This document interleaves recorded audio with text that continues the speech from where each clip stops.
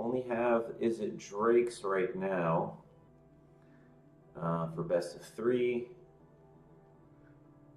but that's okay. We're working on Azorius aggro. Just need a handful of lands and then a few legions landing. I think that's about it. Although I've been considering doing mono white aggro also. But the grind continues.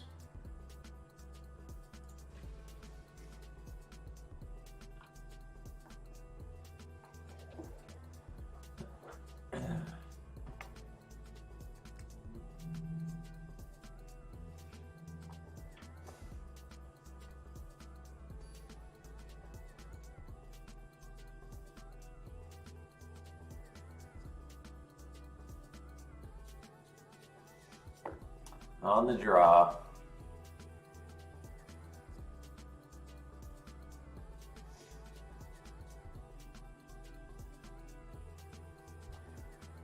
Okay, this is good.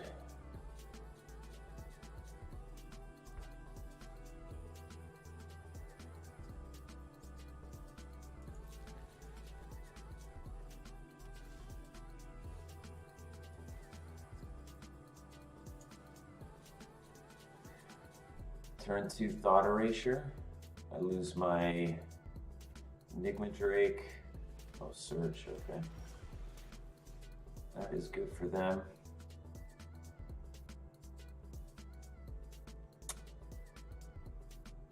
Do I opt? I think I get the Pteramander out.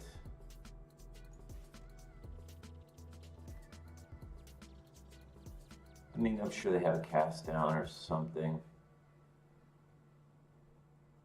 If I play this, they cast down and then Thought Erasure. I don't have any more threats, but...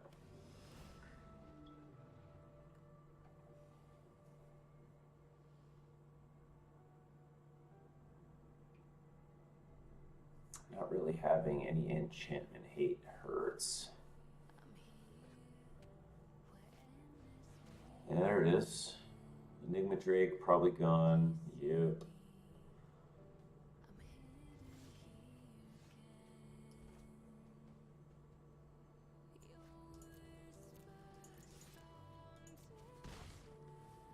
Do I main phase opt?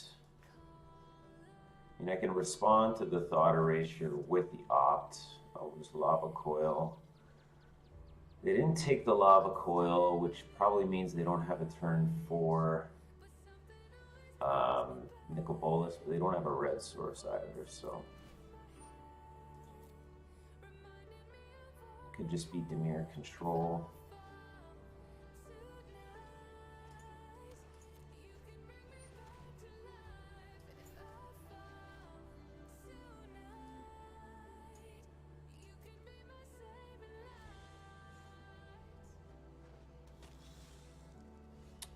Well, certainly no shortage of lands.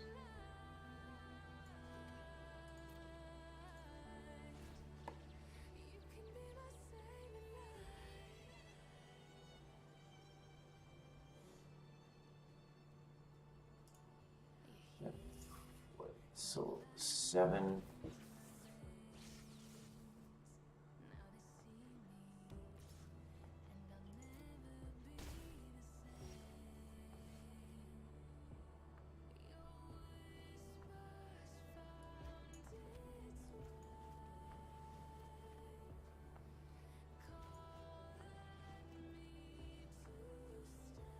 Okay.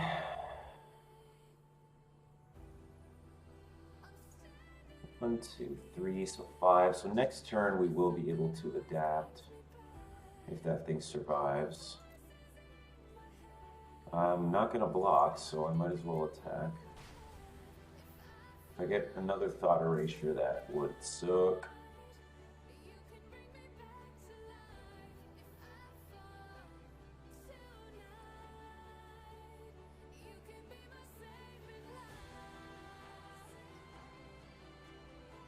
I don't suspect this Pteramander is going to survive much longer.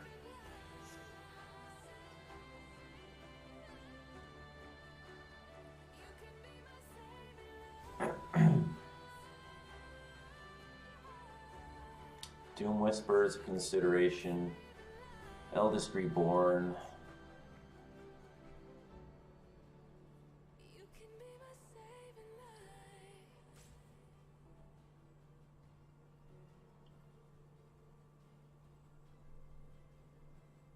Okay, so they're really thinking about something.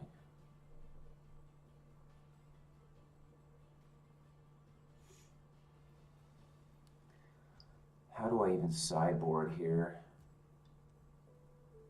That Nightbelt Predator Hexproof makes it tough. I mean, I think ultimately I'd have to just trade with something to deal with that. I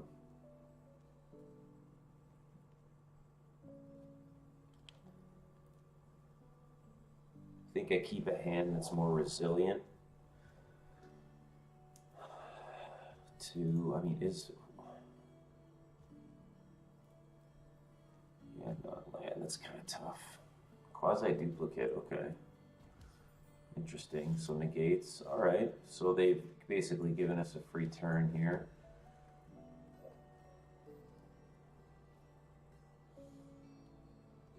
I think, let's see, 1, 2, 3, so that's 5 mana to adapt.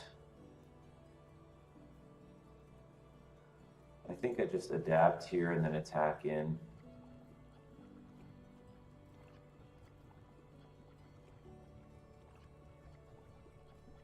Although I think they're AFK.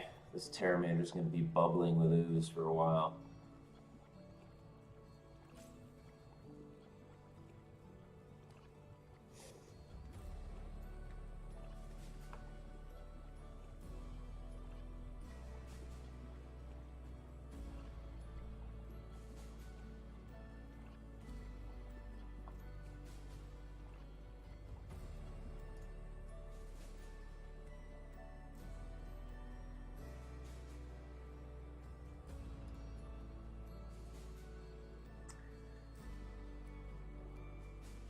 I mean, if they trade, I can get rid of the Predator. They probably won't.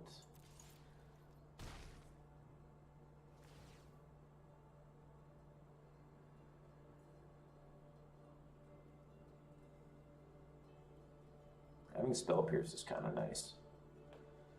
If they don't have a land and they Vraska's Contempt, I can pierce that.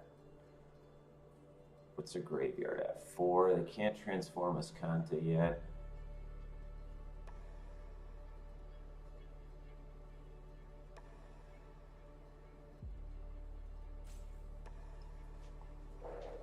I mean, they'll probably board in. I mean, will they board in? Thief of Sanities. They probably have some main deck.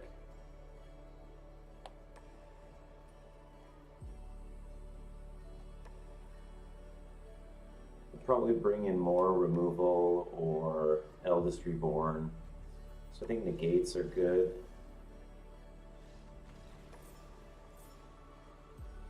Okay, so that was interesting.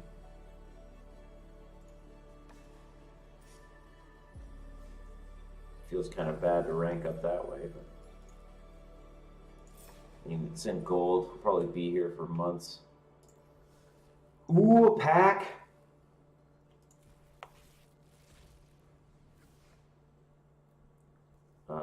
Temple Garden, or no, Hallowed Fountain.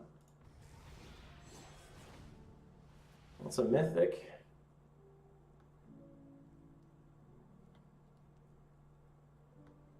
To each player. Then if you have 10 or less life. Interesting.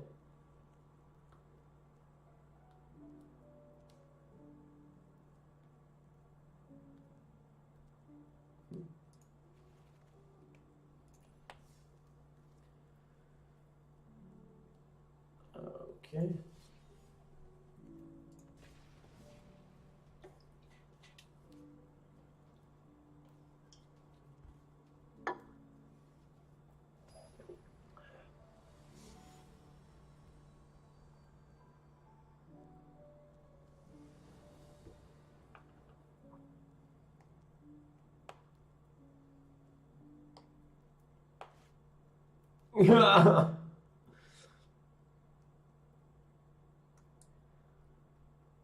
Well, okay. I think we put that to the bottom. Orzhov. Okay, play the island. Spacebar was fast. Oh, damn. I like not giving that information that I have a 1-drop. Spell Pierce. I think I'll take that actually.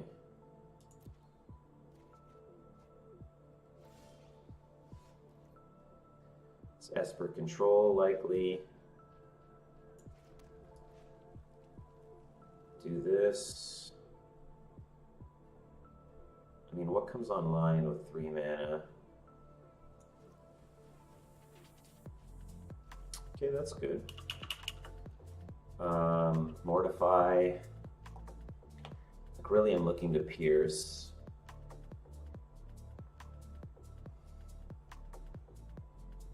I guess they're counter spells. The Mortifies, Teferi, Thief of Sanity. Can't do anything with that. But post board, or I guess sideboarded matches, I should say. I want to keep in my shocks.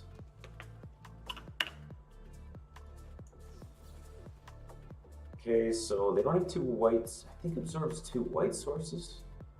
Another Spell Pierce. I would like it, but I need land. You know what? I'm going to keep this. I don't think I'm in too big of a rush.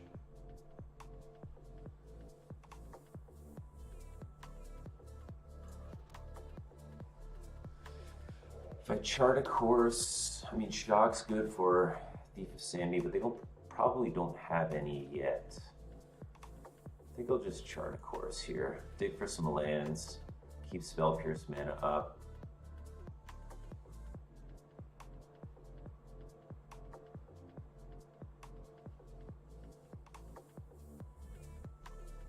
So they're considering whether to counter it. Or are they AFK too? There we go. Shock I don't think will be very useful here. Terramander. Maybe test the waters here with this Terramander. I think we do it. If they counter it, that's fine. I need to present threats, but not too many at once. If they let it go, then it just tells me they have a way to deal with it against a Mortify or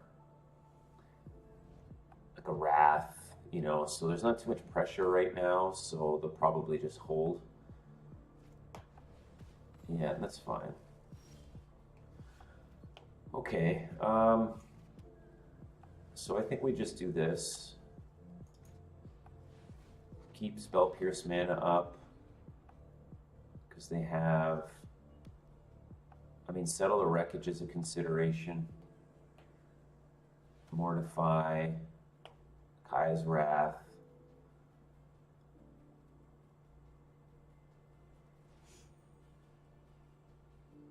I need to, they have, okay, that's fine. I mean, the problem is that Spell Pierce will become less and less relevant, so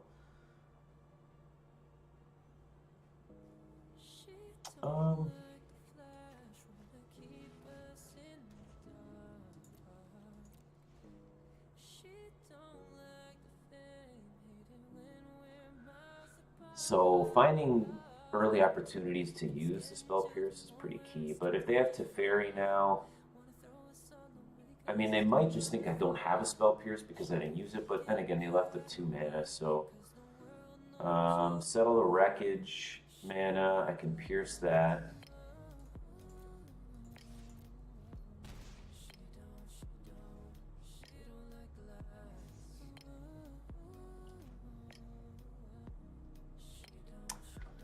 mean, I have more threats. I'm kind of far from adapting. 1, 2, 3, 4, 5. Okay, not too far actually.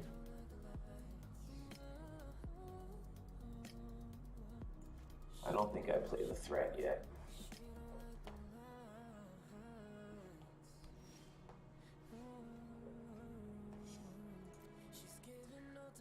Okay, so they have what? Yeah, so now Spell Pierce is a little bit iffy.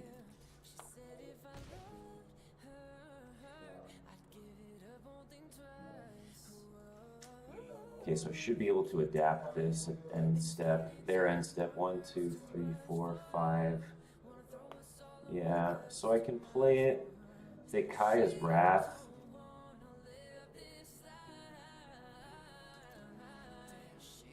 You know what? I'm going to take it easy. I don't want them to be able to just destroy all my threats.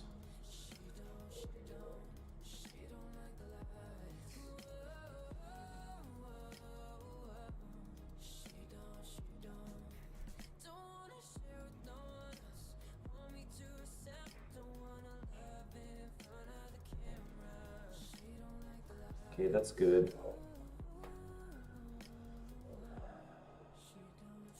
Okay, well let's interesting. Okay.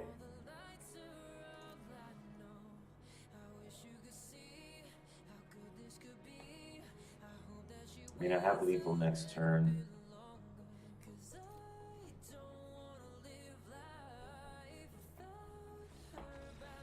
Interesting. That's, I don't, did they just flood out or something? Okay, Tamers are good here. Negate's good. 1 stroke, maybe?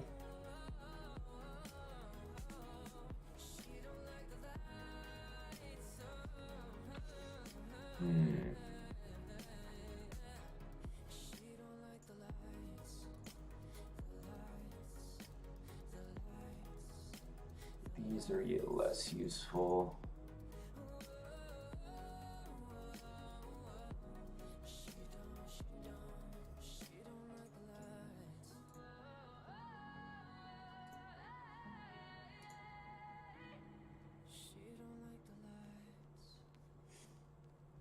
Lava Coils are good for Basilica Bell. Are they going to bring that in, though?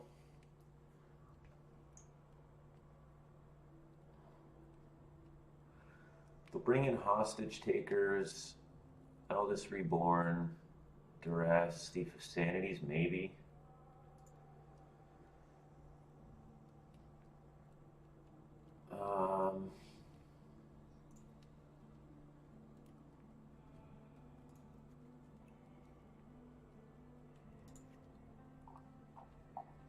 So I'm almost going to want to just keep a land-heavy hand because it's probably going to get stripped. Unmoored Ego, I suppose, is another consideration.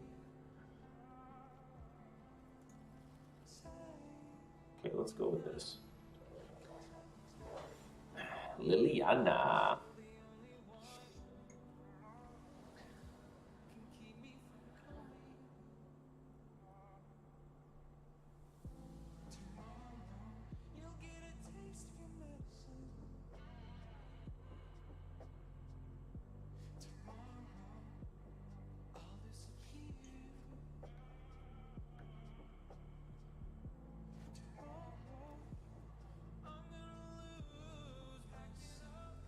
Okay, I keep this. I'm presuming they're going to Thought Erasure.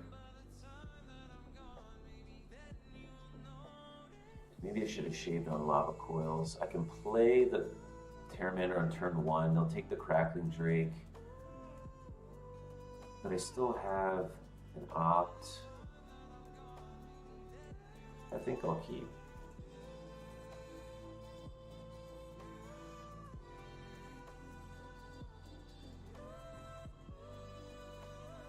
Like, Duress is going to happen.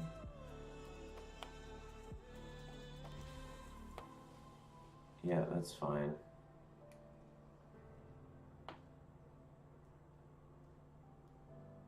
So they'll probably take the Terramander, I would think. Opt, okay. So they have a way to deal with the Pteramander.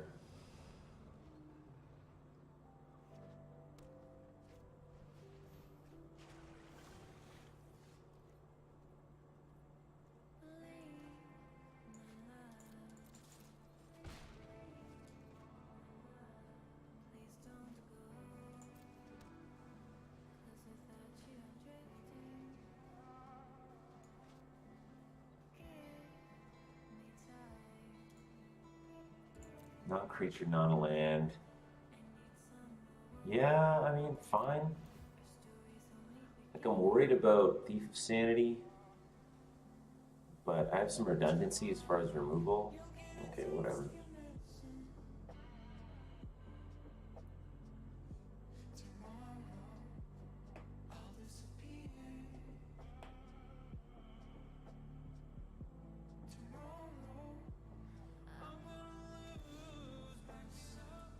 Land is really good.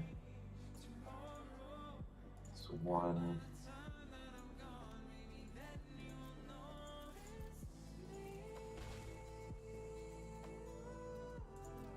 Gonna keep our Pteramander. I don't want to play it. They have access to Wrath this turn.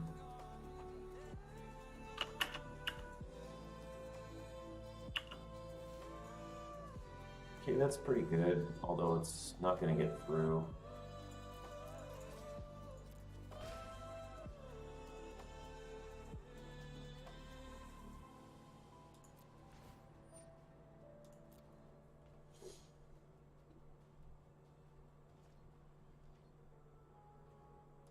Okay, just 2 cards.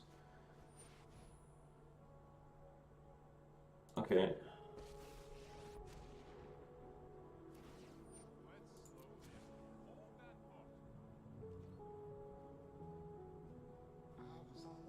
If I hit a red source, I can get rid of Teferi with the 2 shocks.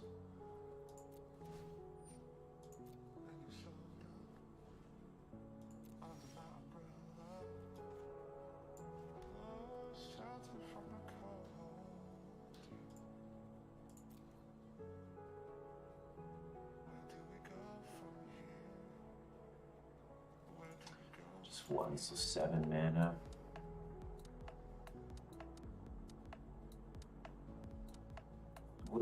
What could they have?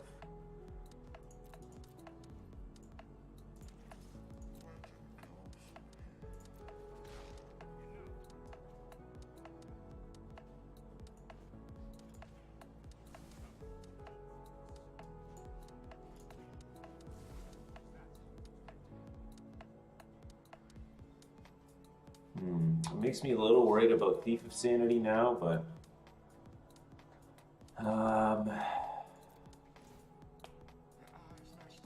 I do have a Lava Coil. I don't have any counter magic myself.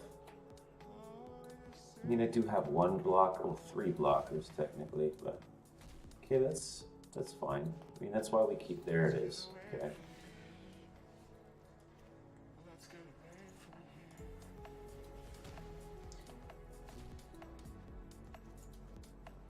Okay. All right, so they're out of cards. They do still have Search, though, which is really good for them. I should beat 1, 2, 3, 4. I can adapt now and do some work. Just hopefully, if they just draw 0 gas, even without the Escanta, then I'm in good shape. I do have 3 other threats. A dive down would be nice. A land and a dive down. Okay, that's pretty good too, actually.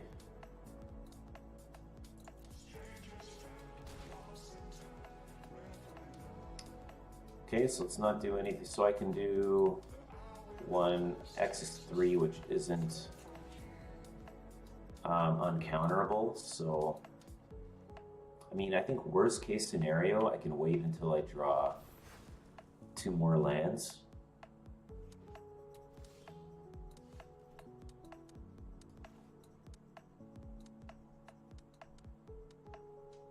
I mean, I'll just play Crackling Drake.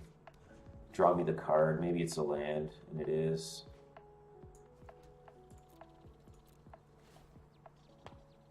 So that's 5 lands. X is 4.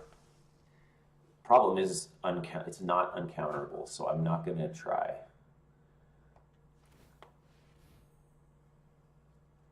So if I draw a land next turn, then we got the win. Yeah, that's fine. Good for you. Go for it. So that's 2, 4, 6. Yeah, okay.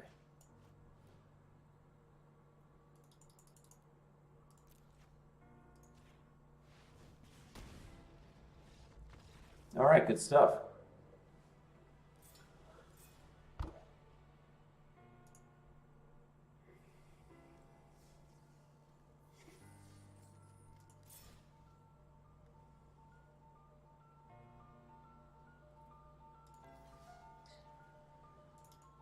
Okay, once again playing Is It Drake's? This is a list, I don't even remember now. It's from an SCG Tour event. I forget the gentleman's name. Oh man, that webcam. You got all that nice blue-white light in the background and my crummy tungsten orange lighting in the front here, and it's making me look all weird.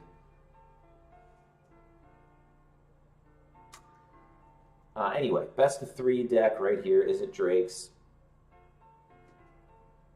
And once again, it's a list from one of the recent SCG tours, I think Indianapolis, that I've been playing. And I'm playing it because I have a lot, all of the Is It cards that I need to build this deck, and I've just been kind of grinding away trying to build some of the other decks that are really good in standard right now, namely Azorius Aggro. Actually, I do have mono red built as well, but this Is It Drake's deck is a lot of fun. But maybe we'll play, and yeah, those are, the Thud is an interesting addition. Gets to deal with maybe Lyra or really big creatures. If you have one of those massive Enigma Drakes or Crackling Drakes, you can just Thud one of their creatures.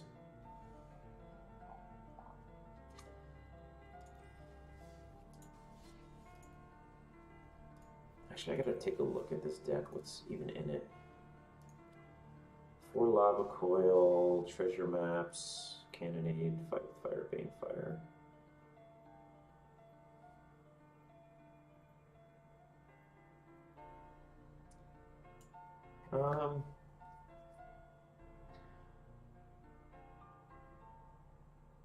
Skewer the Critics doesn't feel awesome.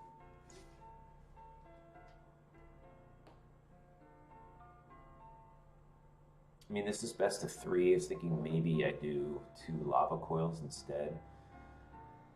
But I've just been hearing from a lot of the elite players out there that Skewer the Critics is pretty awkward, so thinking, what can I put in? Maybe a couple Rekindling Phoenix.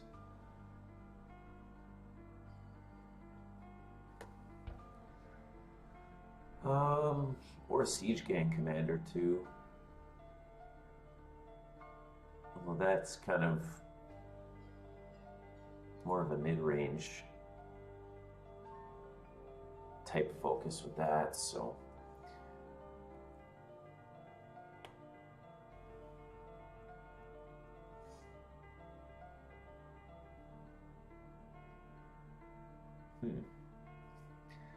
Let's try Emily. Oh, I only have 1. Feels bad.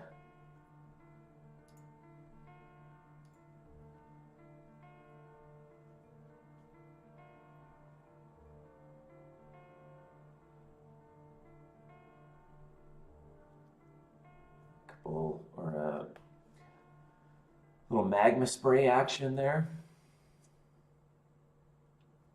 With 2 mana.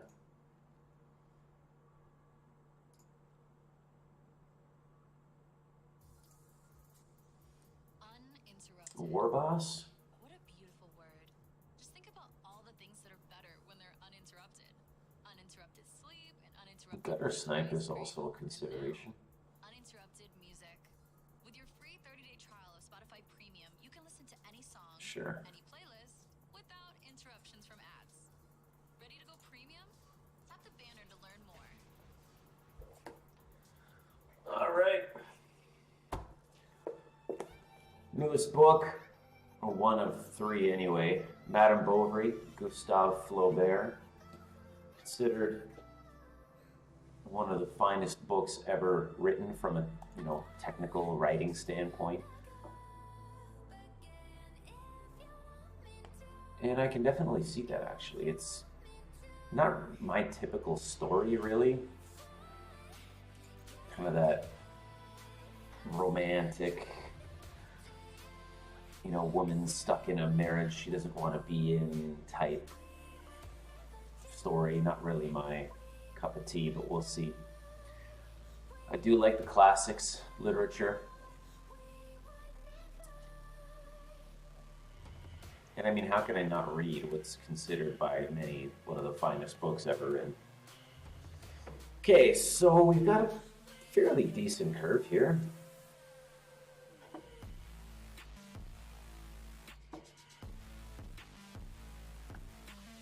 It's not really fast. Okay.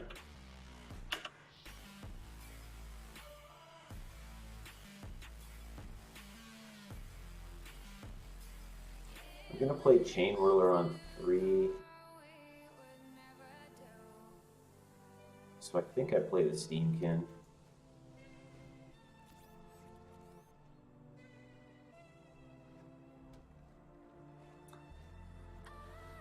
Okay, so we have a mirror.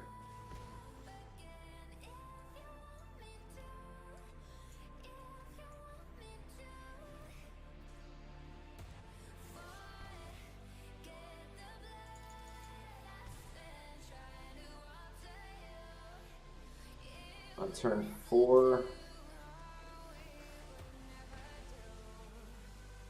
shock on the Steamkin. Okay.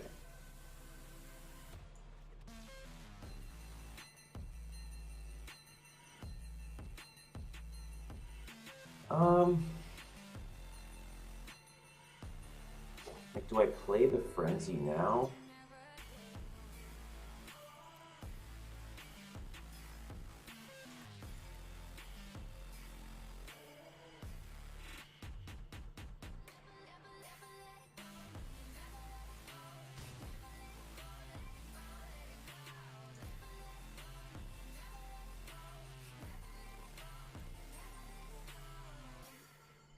The Chain Whirler gets hit with the Lightning Strike.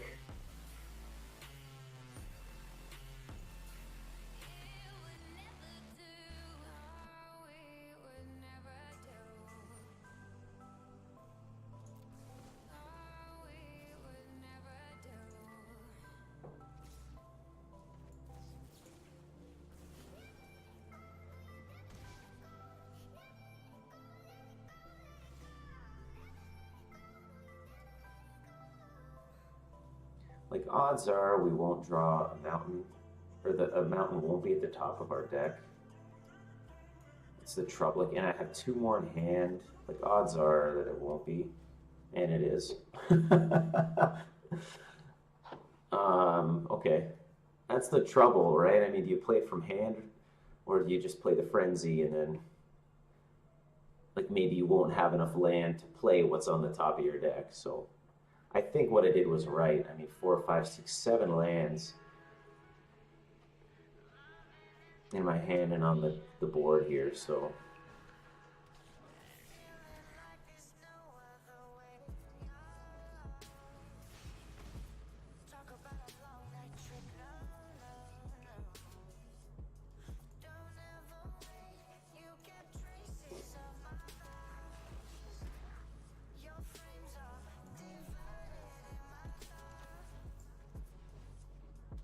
This card is ridiculous.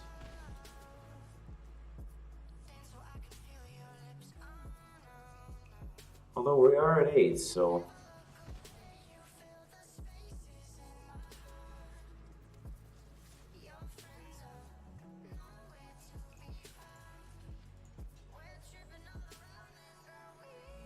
Do I go to 5?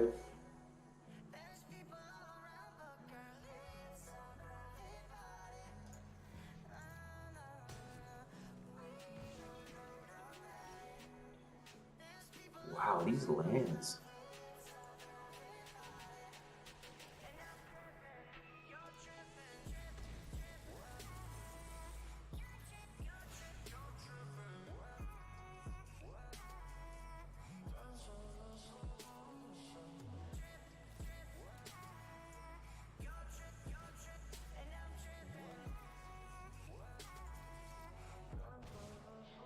It's unbelievable. 7, 8, 9, 10, 11, 12 with the one off the top. That's just the land in their hand. They can't attack.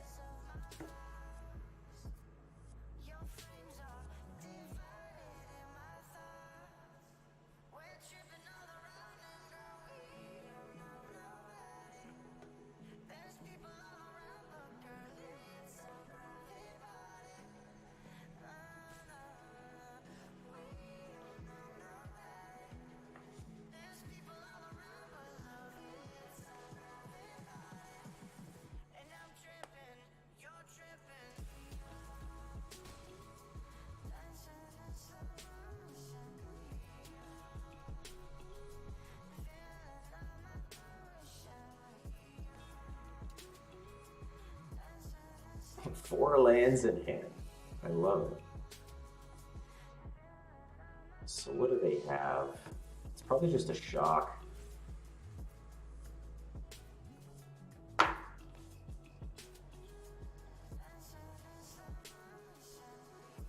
Oh, they have their own frenzy, okay. Wow. I cannot believe these lands. And it's kind of good because it's just going to be pure gas.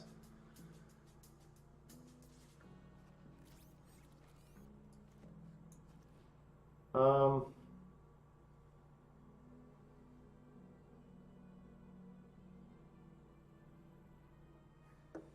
I take out the Chain Whirler or go for the Dome?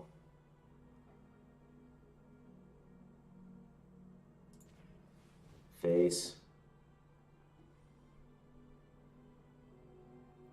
Another land, holy.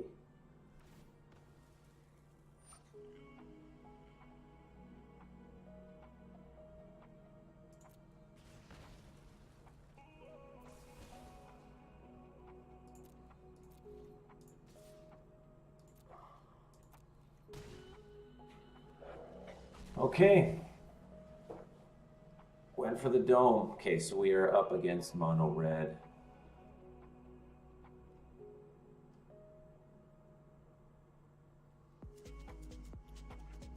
I mean, obviously Frenzy was good. But I think I can... Do I shave on the Frenzies? I think so. Because I'd rather be able to kind of deal with what they're throwing at me. Maybe a couple lava coils.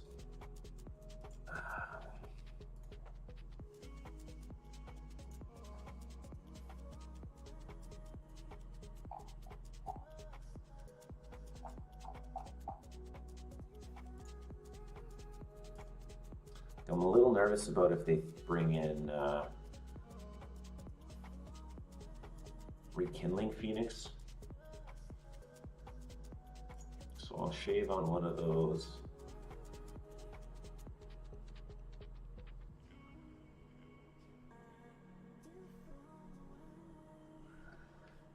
Fight with fire, I don't think that's necessary.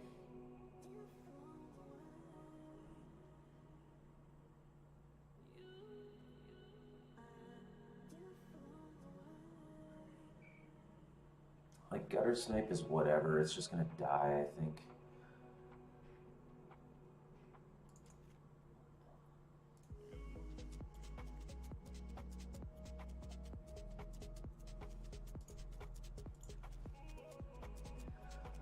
Okay, see how that does.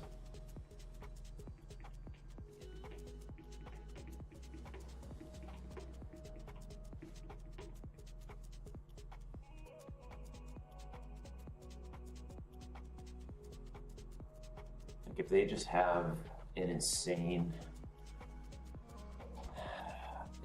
start, then this could be trouble.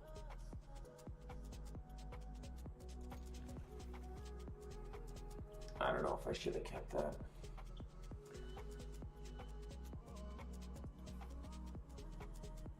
And presumably I'll just be drawing gas.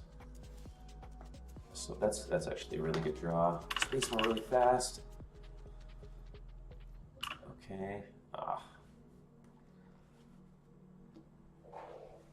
mean, they probably have a shock also. 2-drop. Steamkin? Okay, yeah, shock, that's fine. Okay.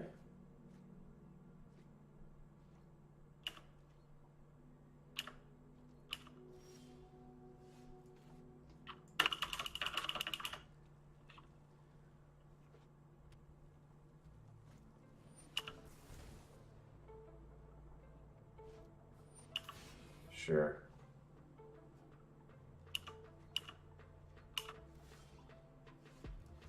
Okay, well, lots of lands. Don't think Chain Whirler is going to survive here, but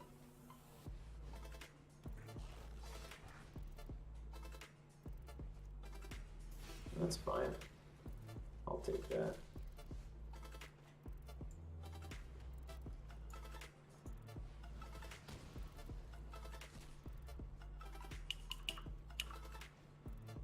A little nervous about a Rekindling Phoenix now.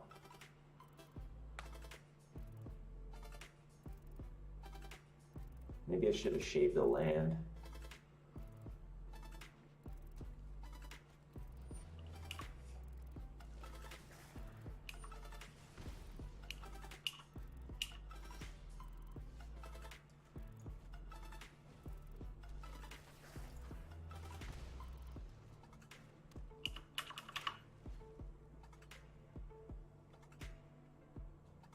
At this point, I just don't want to take damage. So it's like they're flooding out a little too. That's fine.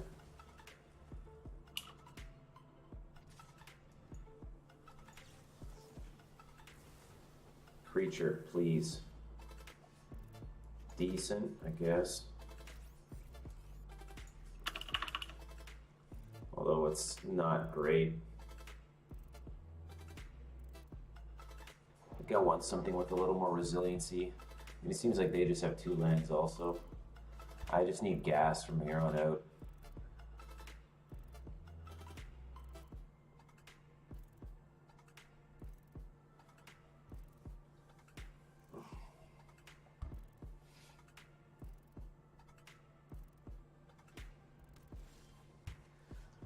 Okay, I mean, that's pretty good. Get 4 damage in.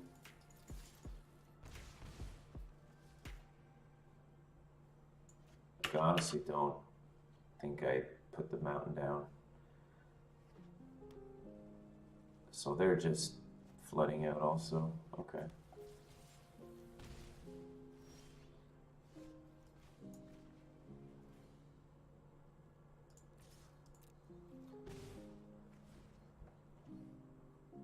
Give him a land. I have half the land in my deck, so give me something else, please.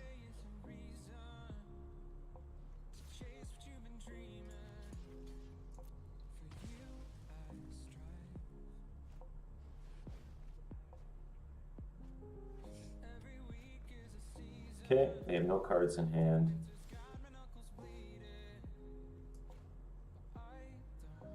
So if I play this and then they respond by sacking the Firebrand on the trigger,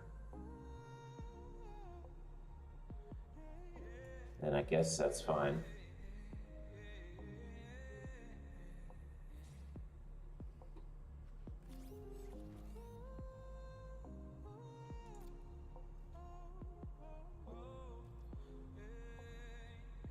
So they block and then maybe sack it.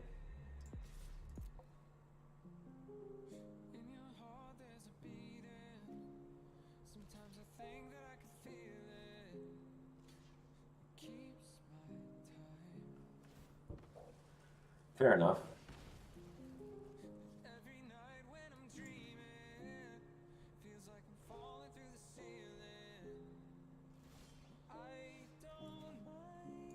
Could just be getting the luck of the draw here. We have lethal next turn, so...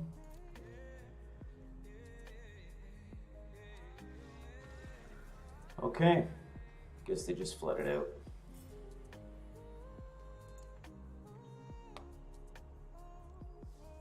Two and 0. I shall return.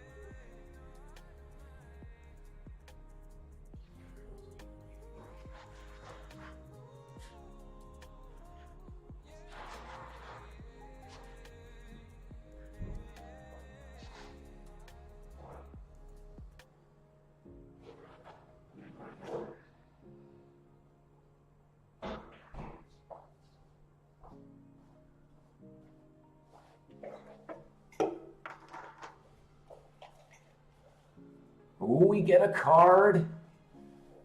That's what's up.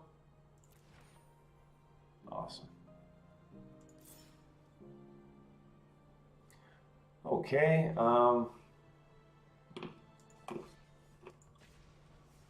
Get a little almond love here. I guess we'll continue on the mono red train.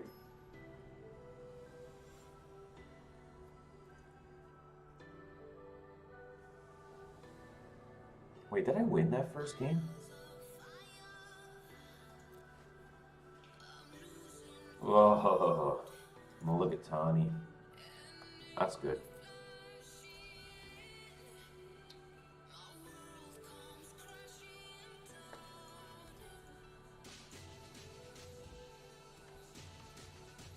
I think I won that first game. Forgive me, folks, if I'm mistaken here.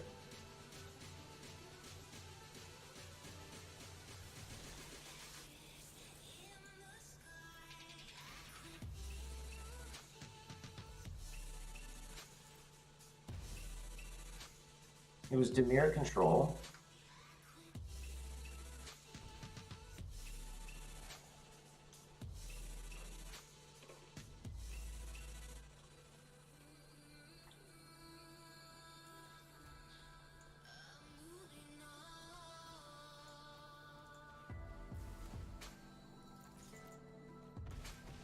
Wow, they're already down to 6.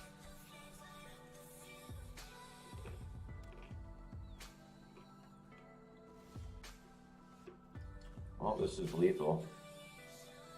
If it gets through, but...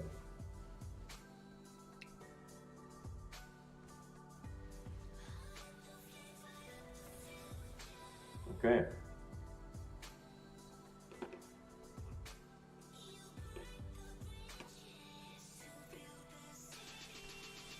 Okay. Probably gonna see some Frilled Mystics. I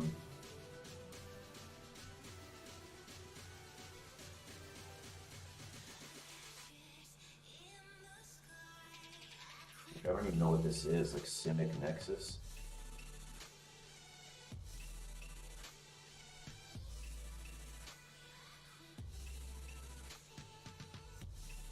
Or maybe Band Nexus.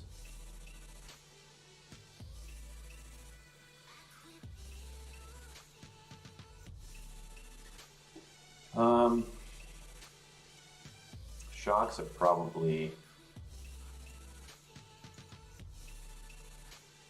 Well, maybe not, but they might have those.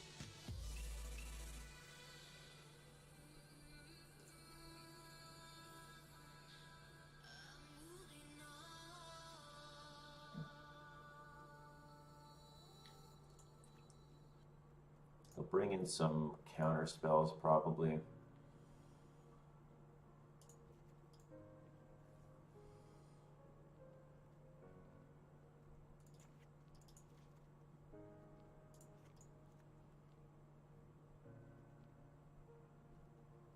Wait, what?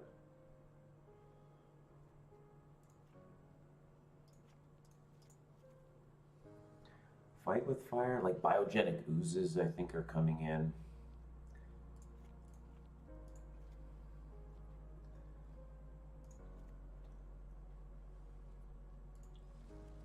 Yeah, I see 22 lands in this deck. It's interesting.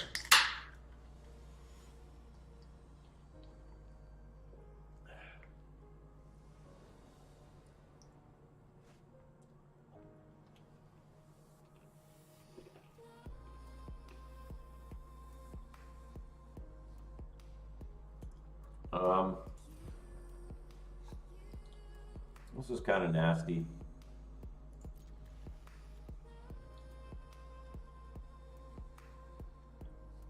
This is kind of nasty. We need to put that to the bottom. Although it would be kind of nice. Okay, that is encouraging. Thought Erasure takes maybe the fight with fire. I don't know, that'll tell me a lot of what. This isn't a great hand, so.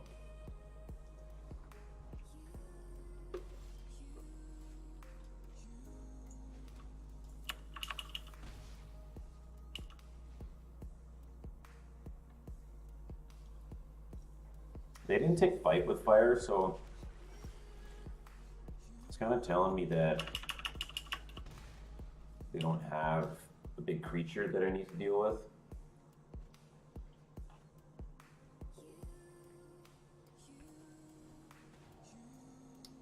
Yeah, whatever, man.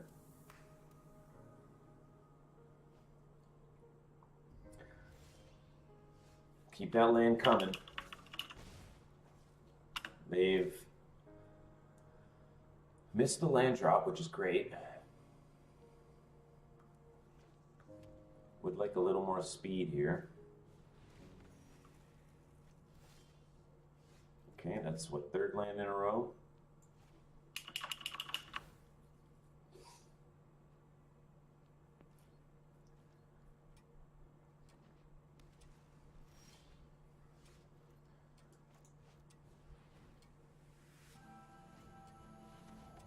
Okay, that's fine.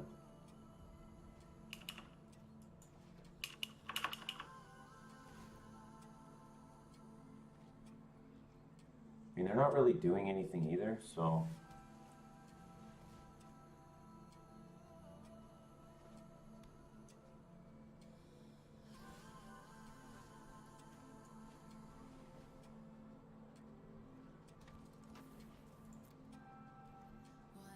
I don't have two instants or sorceries in the graveyard, which is a shambles.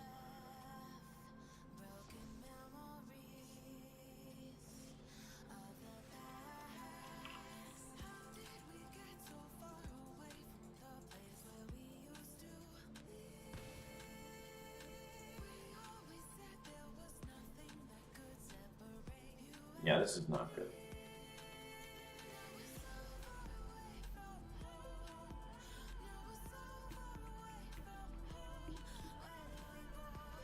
Main phase of Scanta, okay.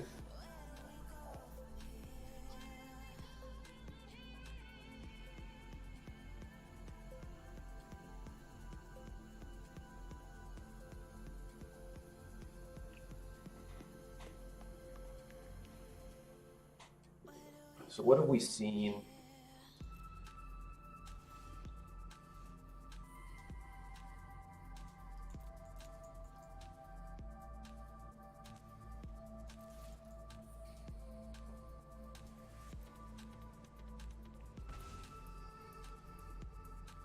Like, do I want to try and use a Wizard's Lightning?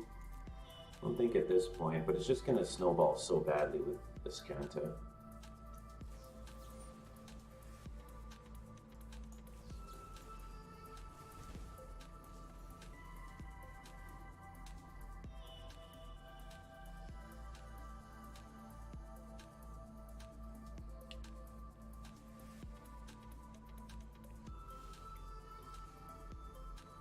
Okay, they have the gate.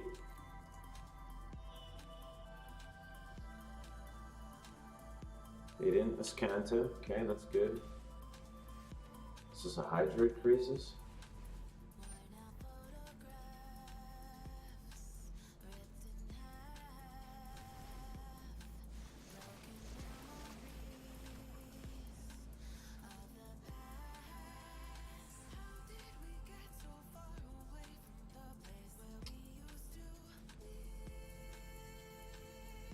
Six, so it's 9.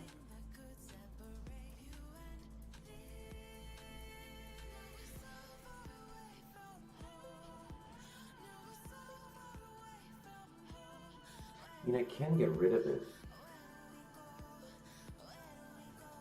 But for what?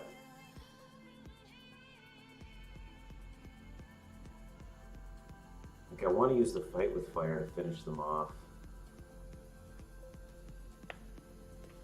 Ah, that sucks.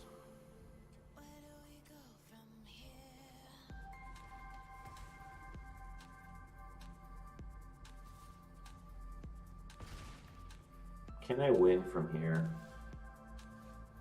I don't think so. Just move on. We're on the play. We just need to hope for a really fast start.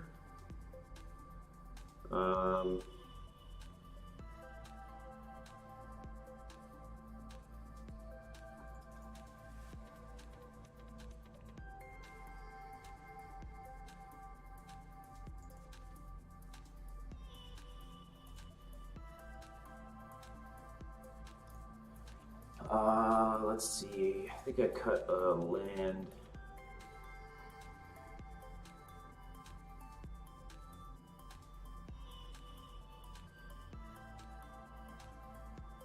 Are the lava coils that effective? Not really.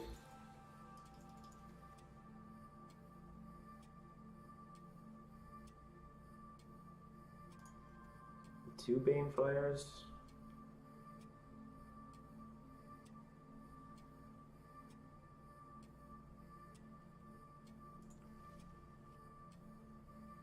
Okay, we just need a really good hand. Really good start. We're on the play, which is nice. That's not great.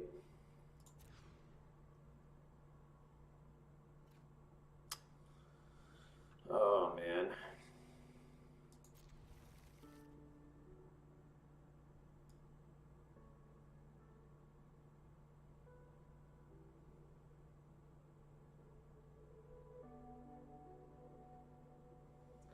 Seven. I'll have one of Craving. I need synergy with I need creatures to synergize with my burn. Just drawing lands this whole time is really not going to help me. So assume Moment of Craving. If I just keep drawing lands, then I'm going to lose.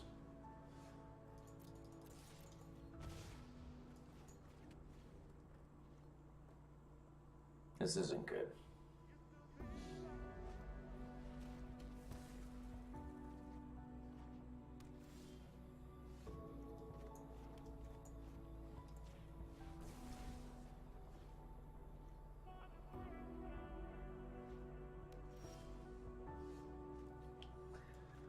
This is going to go right into a counter.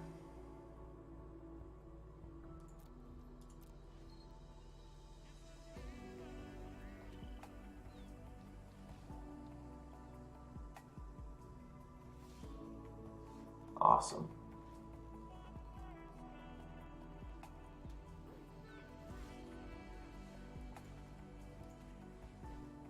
Oh, I think we've lost at this point.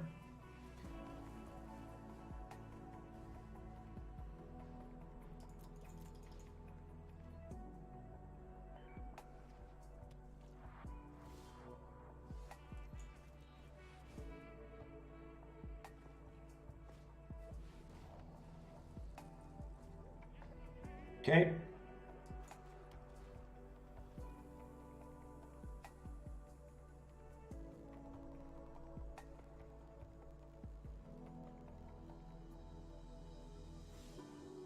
Awesome.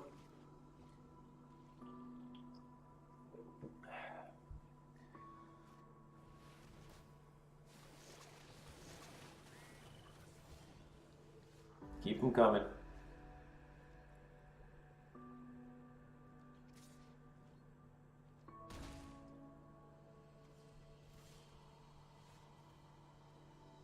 Well, let's give it a shot.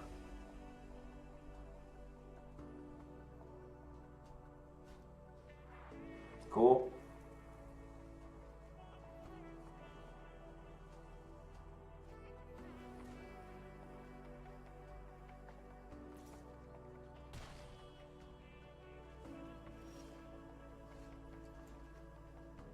We're doing well here.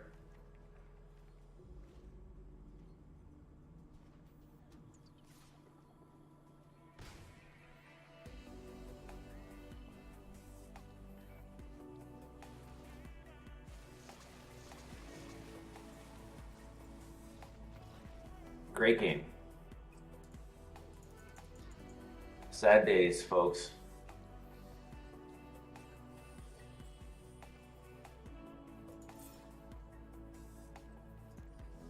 Yeah, just didn't have a good starting hand. So they got up and going. Ooh, very cool. I need breeding pools.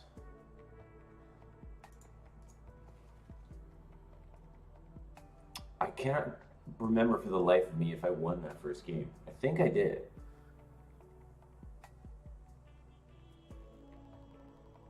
Yes, I did. Yeah, so we're 2-1. Oh, did I want to go mono red? Shoot.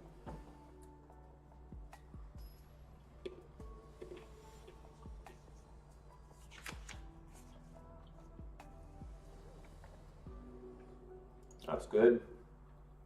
This is a pretty good hand.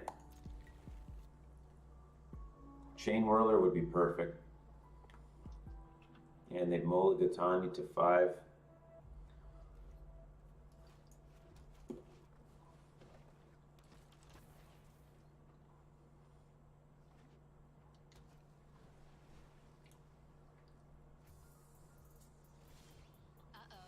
That tub of ice cream is looking at you. With its swirling chocolate mixed through lush vanilla. It's okay. Go ahead and take it. Life's better when there's nothing stopping you. That's why we made Spotify Premium. No ads means your music's never interrupted. So you can keep going. We have the third land. And going.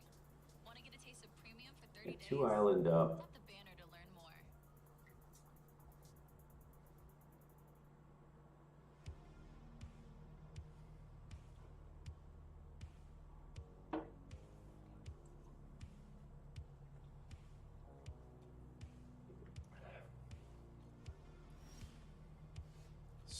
Second light up the stage.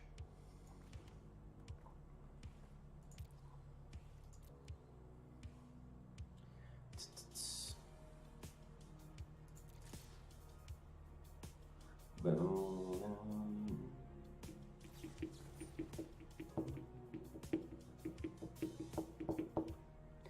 Okay.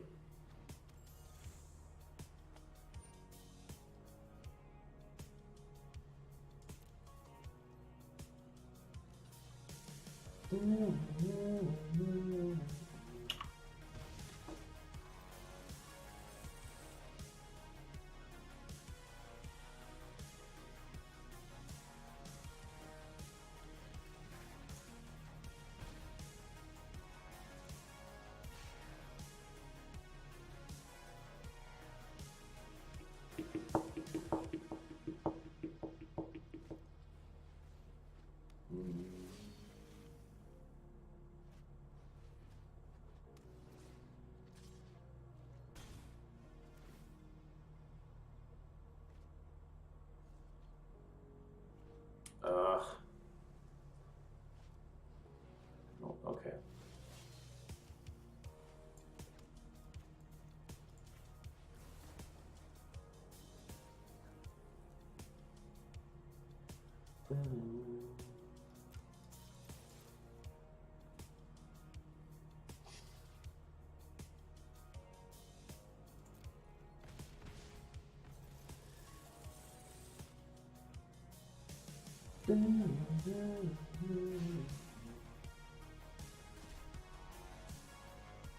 Two lightning strikes.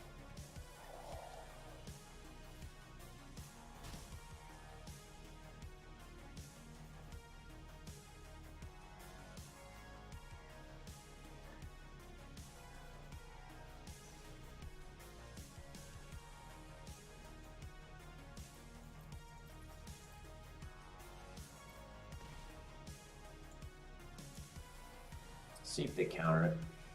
I'm kind of happy if they do. Like, not happy, but I'll take it.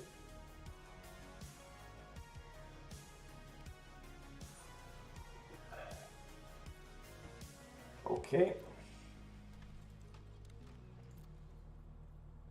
A chain whirler would be excellent right now.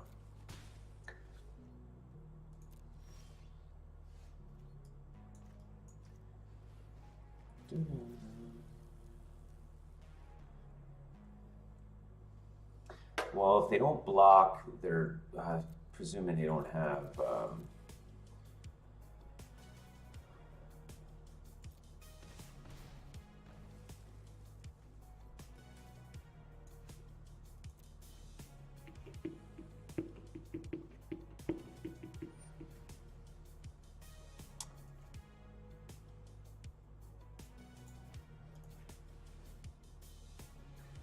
no counter.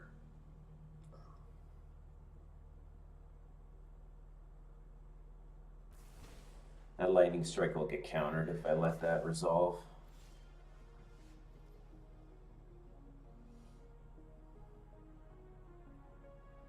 They can double block, which I'm not too worried about.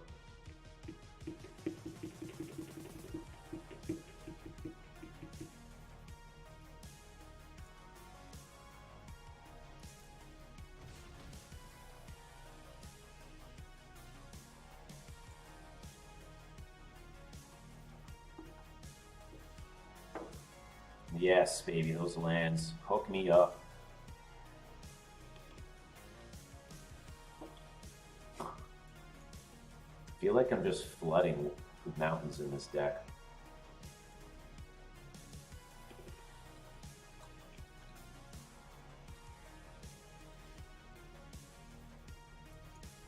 Well, let's see.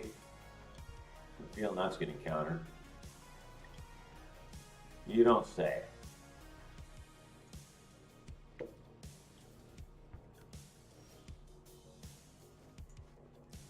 Ten lands in a mono red aggro deck.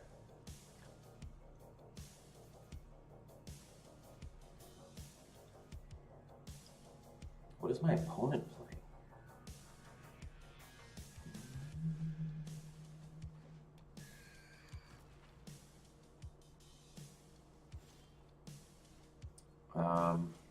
Okay, well, let's see.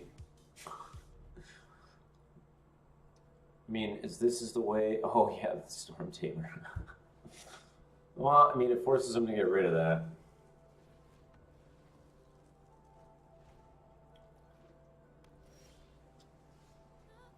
Unbelievable.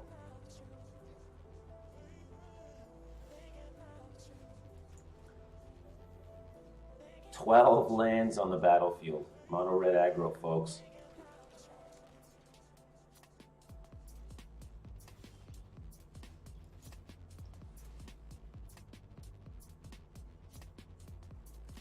Sure.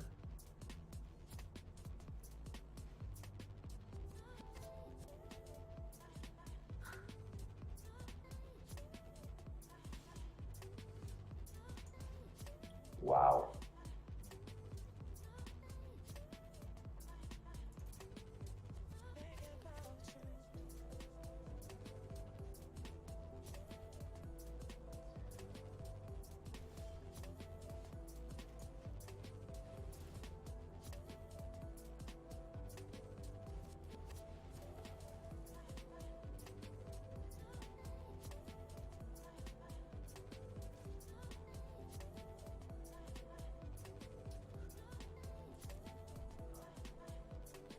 I mean, maybe it should be attacking. I want to get it to 3/3. Okay.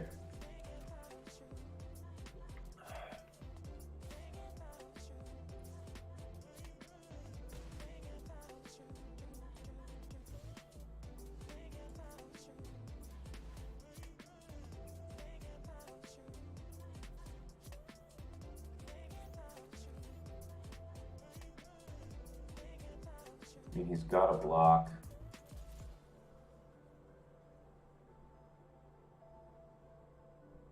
Is there like a bounce spell or something?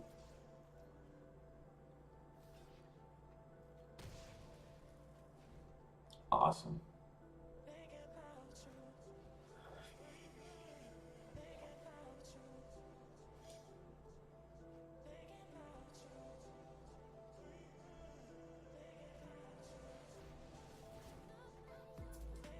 What a game.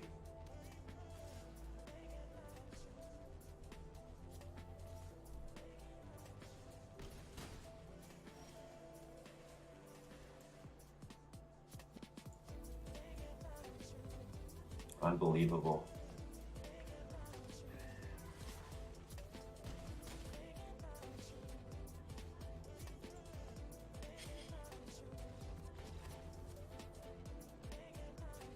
$15 lands.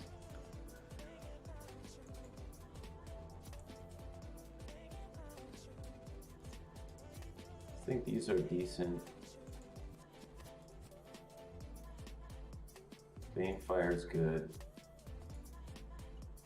Holy, that was so painful.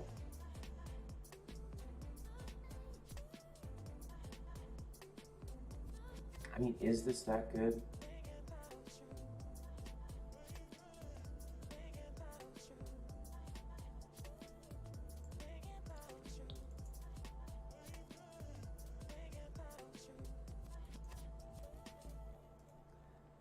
Wow, was that painful.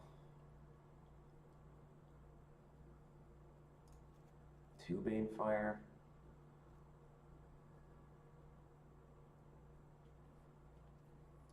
That was so painful.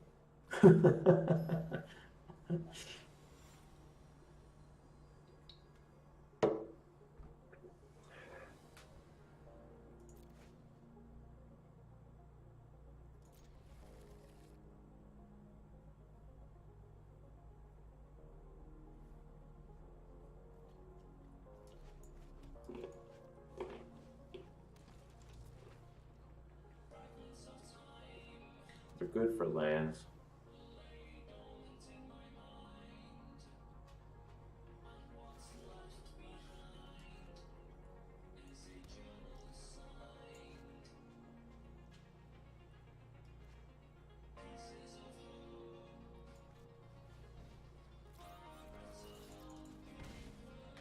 Oh, give me a land.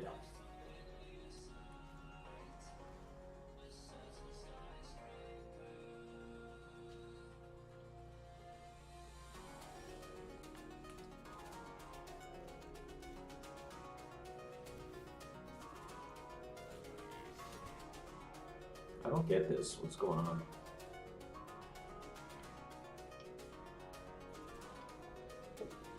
They're having server issues or something?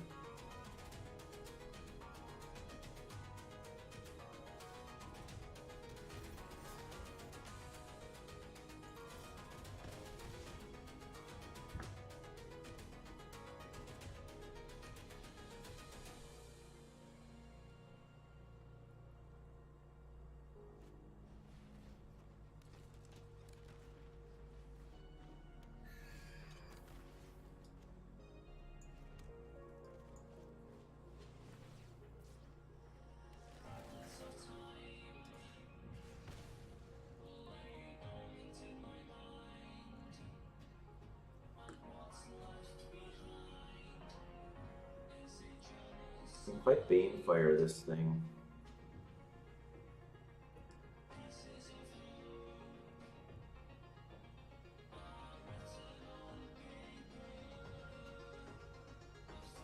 It's not really gonna bump the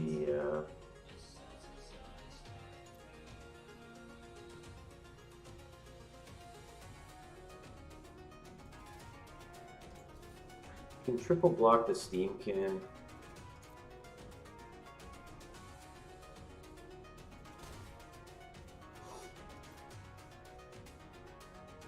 And let's say triple block. I mean, double block the Steamkin for 3 damage.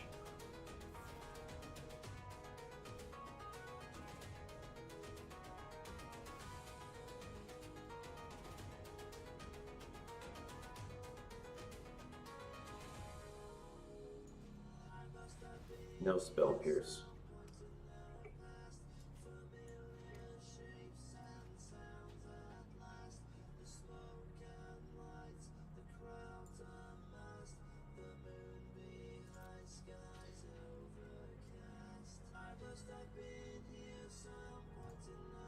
No. Oh my gosh.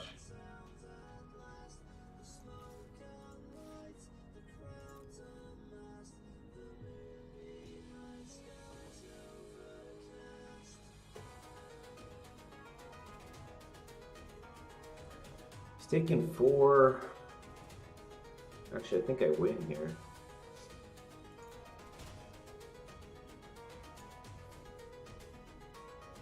Oh my god, what did I do? Whoops. That was a mistake. I had the win there. That's such a shame.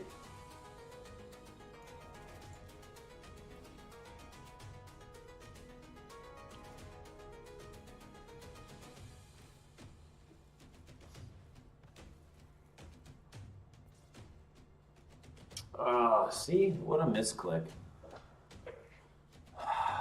That's brutal. I had it.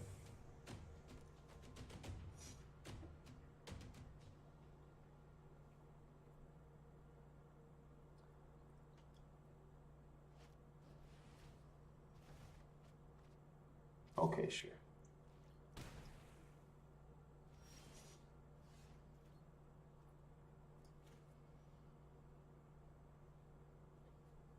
Okay, let's think about it for a second here. I have 5 mana.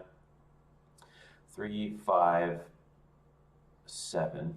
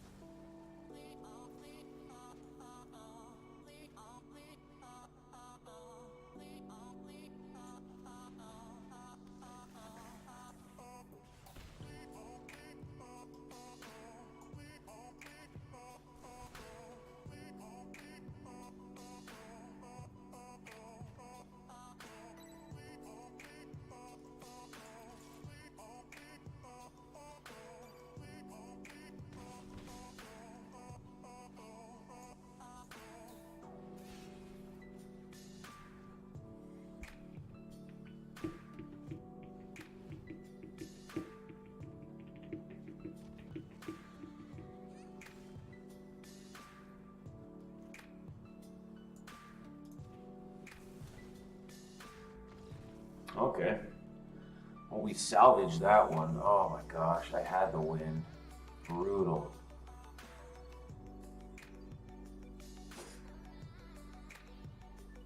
We're on the draw.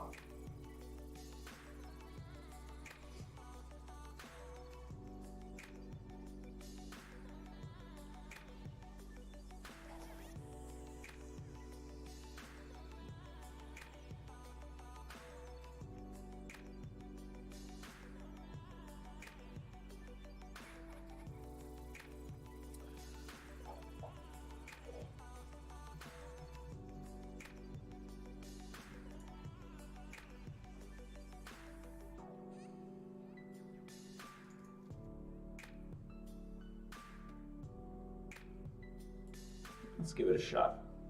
Let's give Gutter Snipe a shot here. And now into Fairy.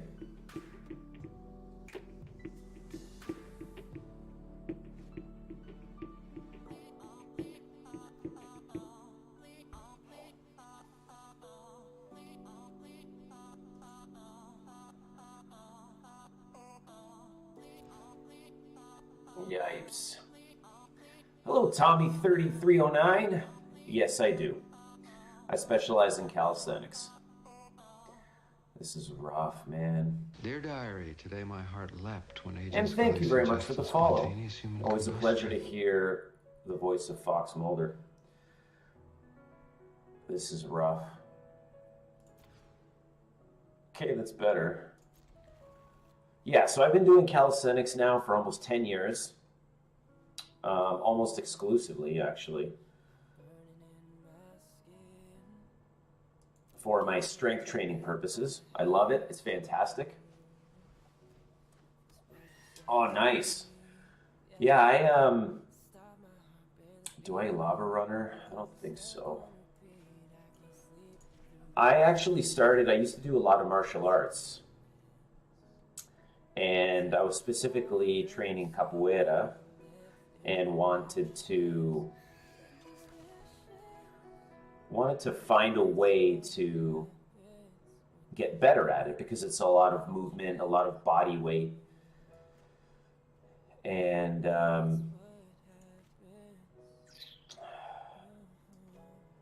let's just do this. And then through that, I wanted to find, okay, well, I need to train my body weight strength. So I've kind of discovered a book called Convict Conditioning. Convict Conditioning, C-O-N-V-I-C-T, conditioning. And it was pretty much the Bible of calisthenics training. So I highly recommend you check that book out if you're just getting into calisthenics.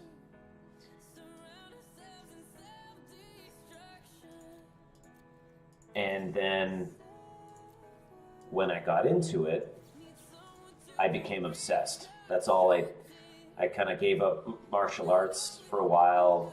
Not even for a while. After that, I haven't trained in martial arts. It's not an app. It's actually a book, like a paper book that you can buy online. It's called Convict Conditioning, and there's also a Convict Conditioning 2. So those are really, really good books for learning about progressive calisthenics.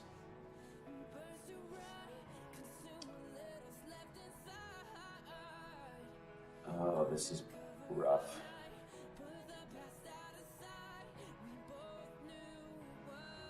Yeah, it's not an app. I don't know. I think Alcavadlo has an app.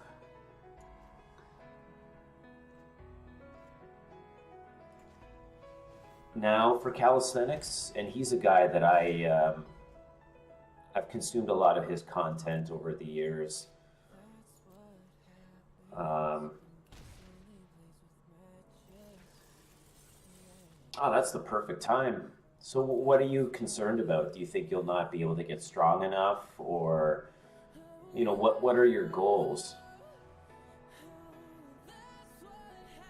Yeah, I think it just depends on what are the results that you're looking for.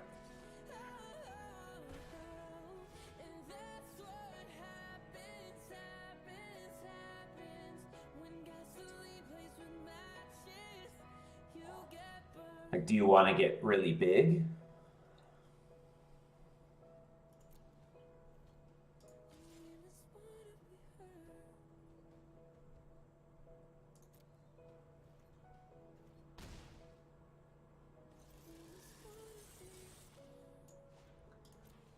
Because you can get really big with calisthenics also. You just have to train in a different way. Okay. Well, I mean, you're a pretty big person. 80 kilos, that's about 164 pounds. 80 times 2.2. Yeah, like 162-ish, something like that. All right, what am I doing here? I can shock. I can sacrifice that, or I can play this. Yeah, so losing, I presume that you want to lose fat. But correct me if I'm wrong. But if you want to lose fat, then nutrition is the best way to do that.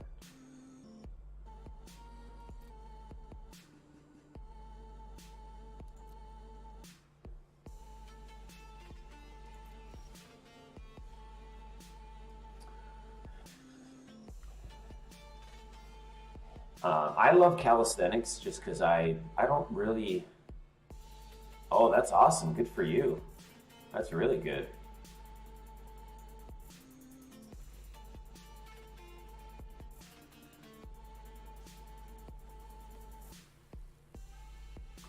Yeah, I think there's a lot to know about calisthenics as far as things like leverage. There's a lot of theoretical concepts behind it.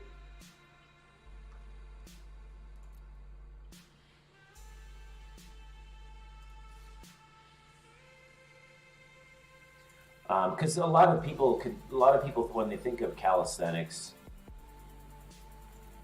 all they think about is just push-ups, pull-ups, maybe body weight squats, something like that,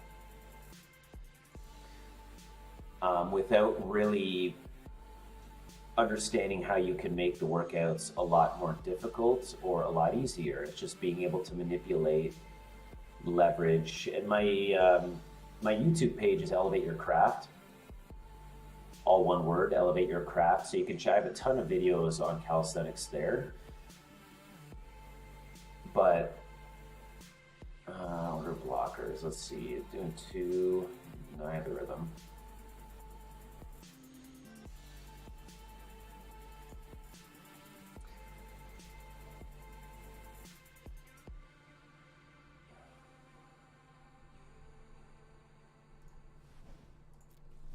So if you're able to understand how you can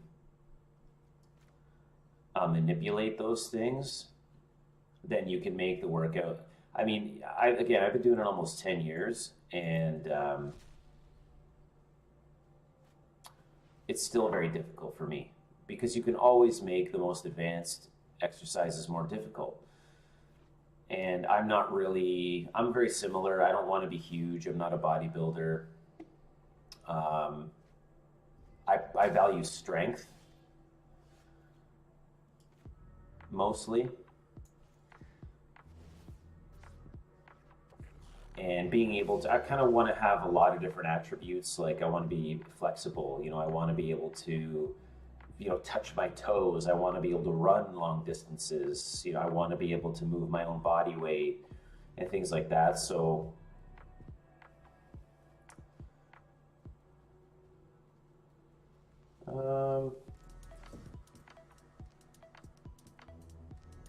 they're all flyers anyway. So that's why I really like calisthenics. I'm not looking to get huge by any means. But start there with that book. I mean, again, you can check out my YouTube page, Elevate Your Craft. There's a lot of really good information there. But for books, Convict Conditioning is an awesome book. It was kind of the foundation of progressive calisthenics. And that can help a lot. And then if you want to get really big, say, or if you do want to gain mass in the future, I know that you don't want to right now, but there are ways you can do that also. It's just you have to change up your training.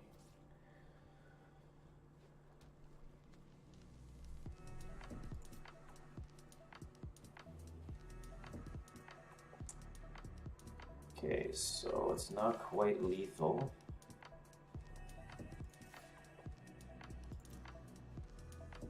So what have you started with? Like as far as your calisthenics training, what type of exercises and stuff like that?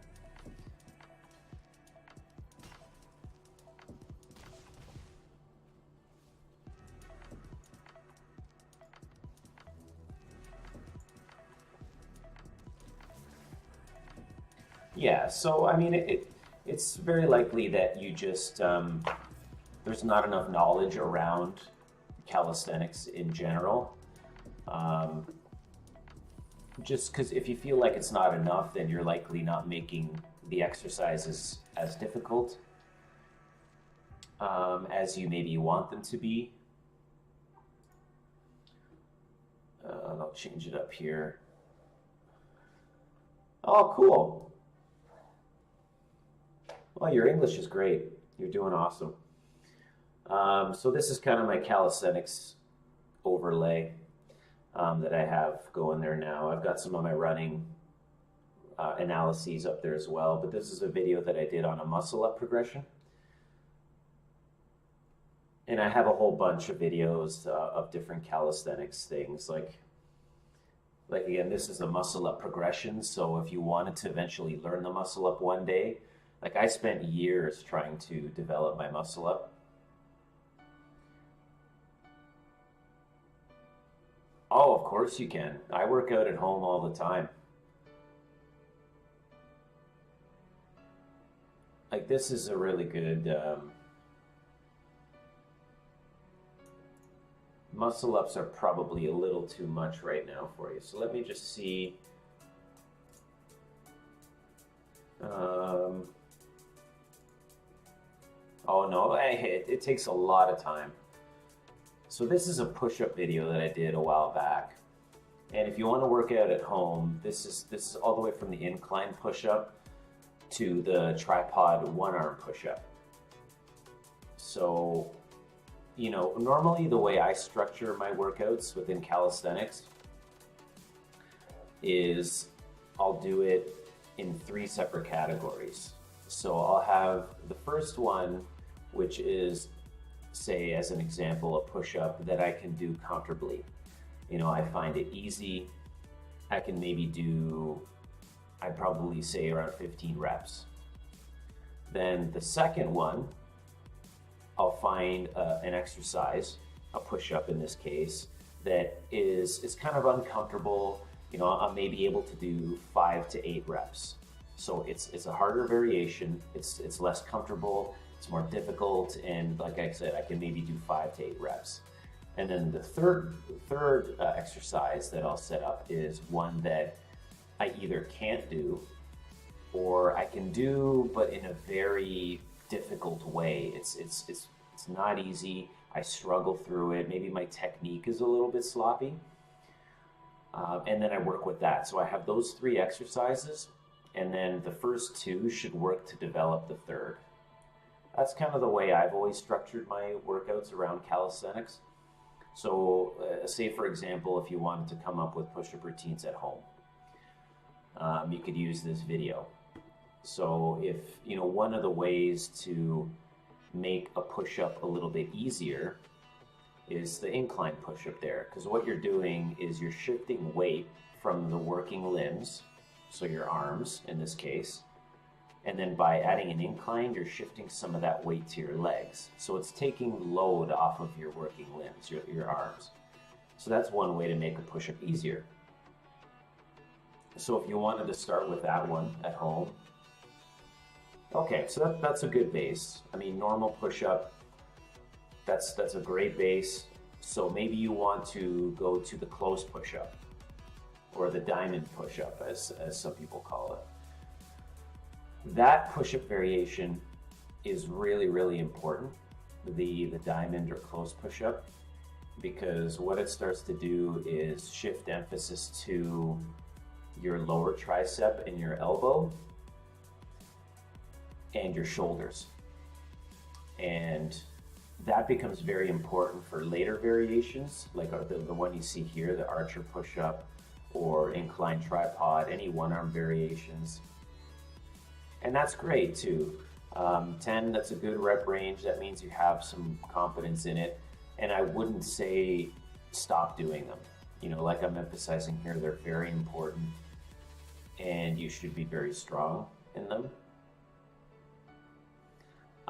And then, you know, so it sounds like you should maybe do, like if I were to separate into 3 different exercises, I go the standard push-up, the one you can do 20 to 25 of, and then go to the close push-up, which you can do, say, 8 to 10 of, and then maybe the like the hinge push-up, which is in the video there, or they're called uneven push-ups. So uneven push-ups are if you have a basketball or any sort of ball, medicine ball, or even a yoga block or a brick or book, anything like that, if you get into your normal push-up position and then you put the ball or block or something under your hand, what it does is shift the emphasis, and it raising the one arm, it prevents it from, I guess, giving you more assistance. So more load is on the arm that doesn't have the ball or object under it.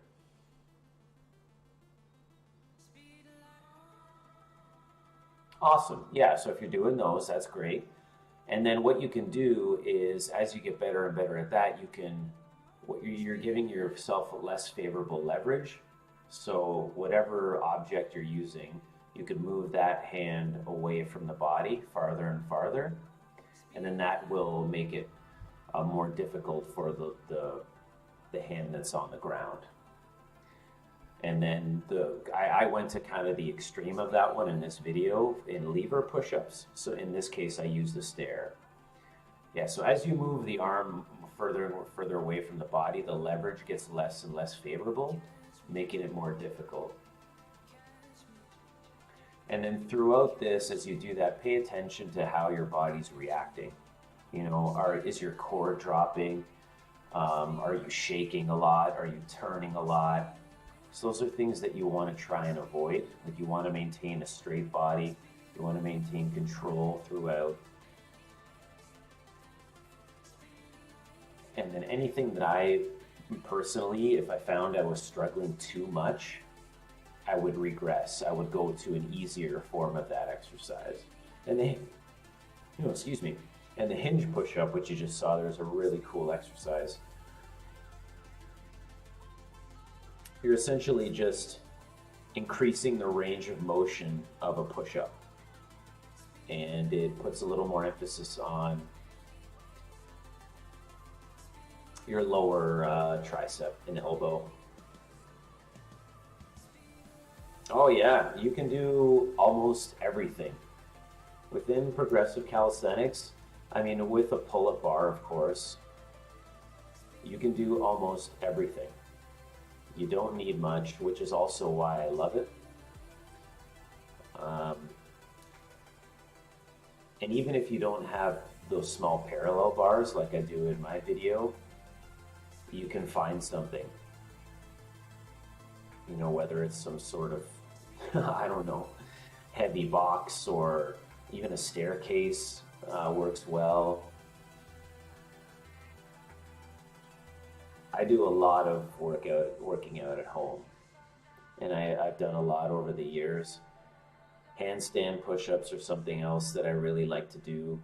I'll just kind of, on my door there, I'll just do handstands, and then I'll do some handstand push-ups.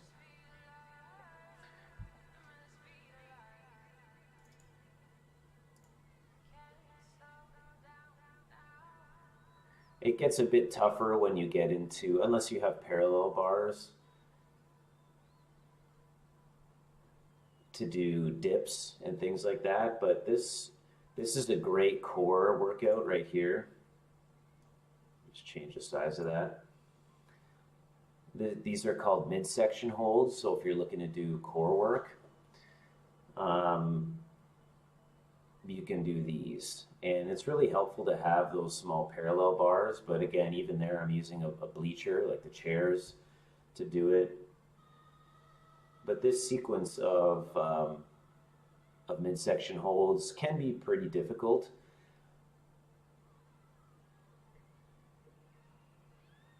Yeah, they're awesome.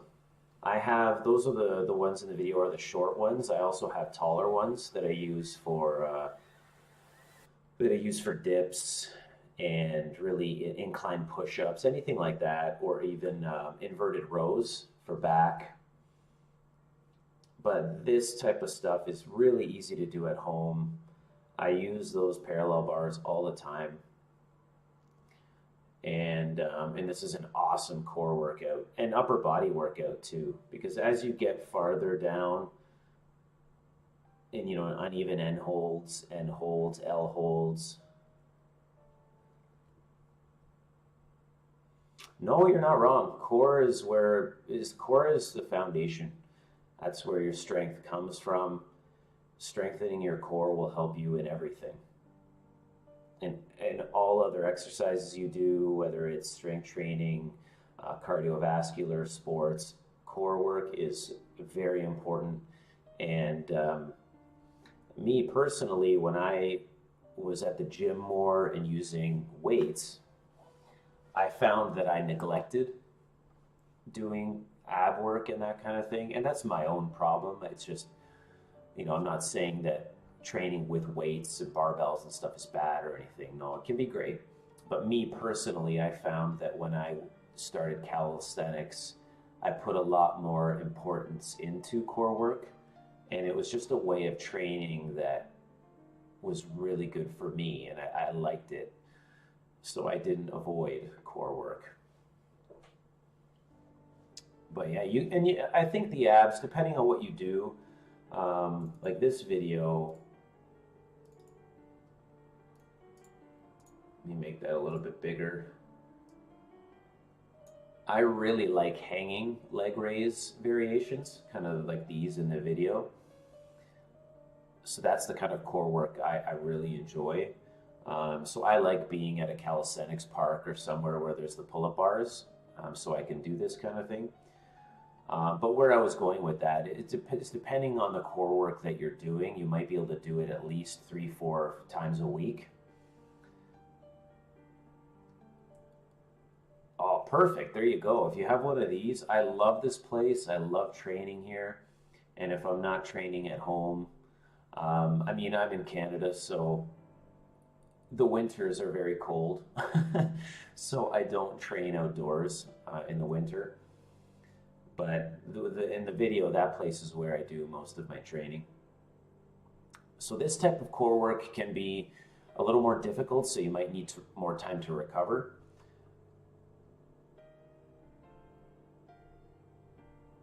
But it's the funnest for me, so I really like doing it.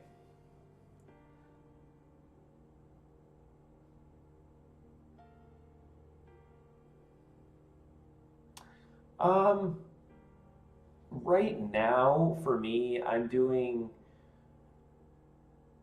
it's changed for me over the years. My training's sort of, I guess, evolved, but changed as I've changed. So what I'm doing now is I'm doing a lot of long distance running.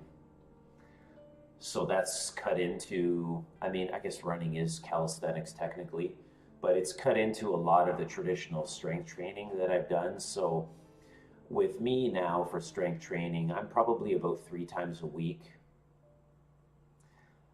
But I'm heavy volume based. So I've pretty much stuck to only traditional pull-ups, overhand pull-ups, traditional push-ups, and traditional bodyweight squats. And then I do heavy volume. So anywhere from, my record right now for pull-ups is 200 in one session, which is kind of what the tile there is to the right of the video. I did it in 58 minutes and 57 seconds. And then push-ups I'll do anywhere from 300 to 500. And squats around, it can be iffy. I might do less because I'm running so much. But that's what a lot of my training is right now. So strength training is about 3 times a week. But running is also a part of that, and that's about 5 times a week. Yeah, I never did that before. It's just kind of something I'm doing now because this year I really want to focus on endurance. But earlier on in my training, I was working out probably 5-6 times a week, which I think is too much. Personally, I don't train the way I did before. I'm 32 now, actually 33. I just turned 33 the other few days ago.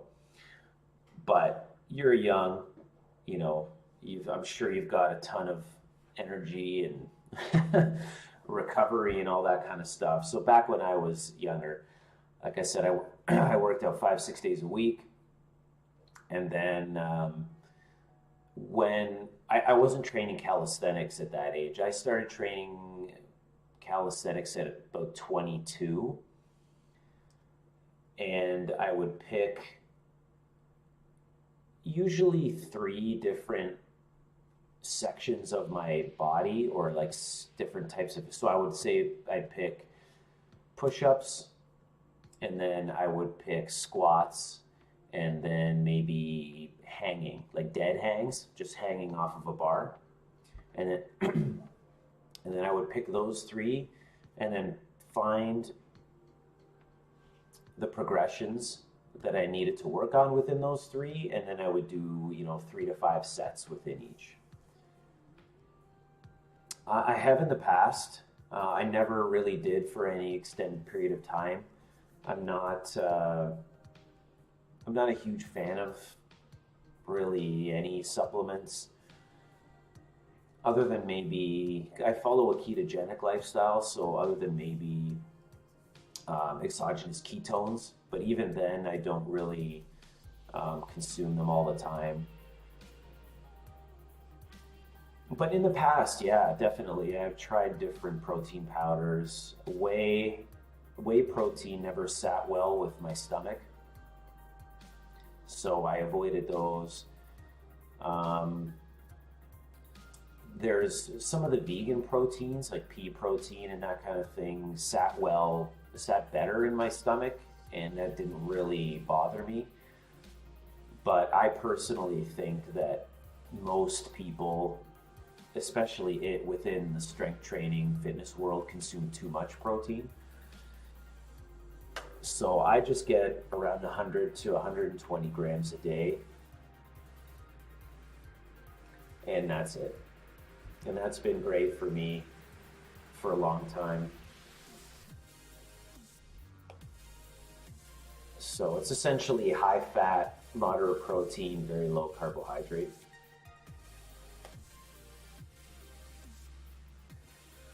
Yeah, do the best you can. I mean, the thing that kept me with calisthenics is that I really enjoyed it. And it's a journey. There's a lot of different, a lot of variation in the movements that you do.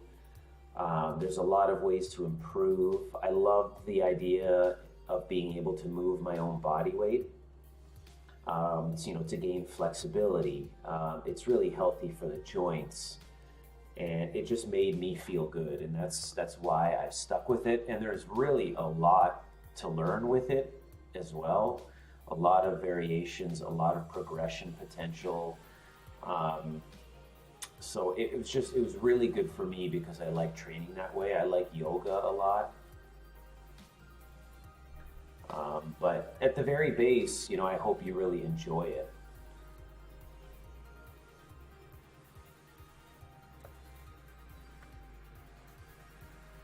And if you do it at home, that's awesome.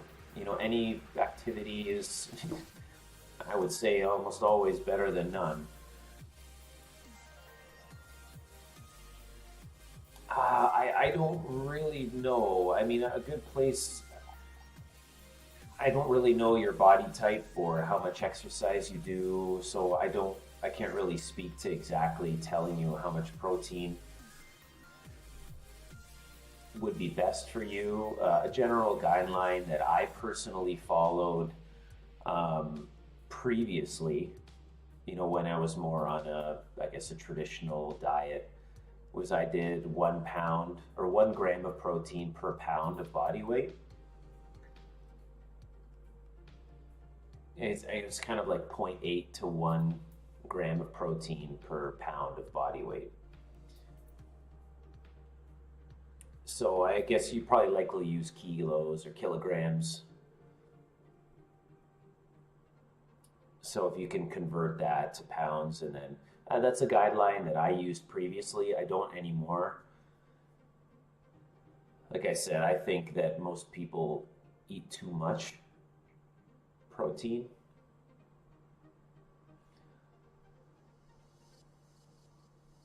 So for me now, I've kind of, through experimentation, I've done a lot of different experimentation over the years with different diets, standard American diet, vegetarian, vegan, paleo, now ketogenic for 2.5 years. And I'm finding this has sort of been the best so far. But everyone's different. Yeah, I mean, I think flexibility and mobility is important really in a lot of things, in anything, even for daily life. Um, but it was for me, and I think it is for most people, particularly, I mean, the hanging leg raise video here is a really good example, because if you're trying hanging leg raises and you want to be able to do them with your legs extended or stretched out, a lot of what holds people back is they're not flexible enough, say in their hamstrings as an example. So that was one of the things that was true for me. So I had to do a lot of stretching in order to help that. So I personally think stretching and mobility and flexibility are really important aspects, not only for your physical training and health, but just being able to function day to day. And now that I'm running so much, I feel like it's even more important.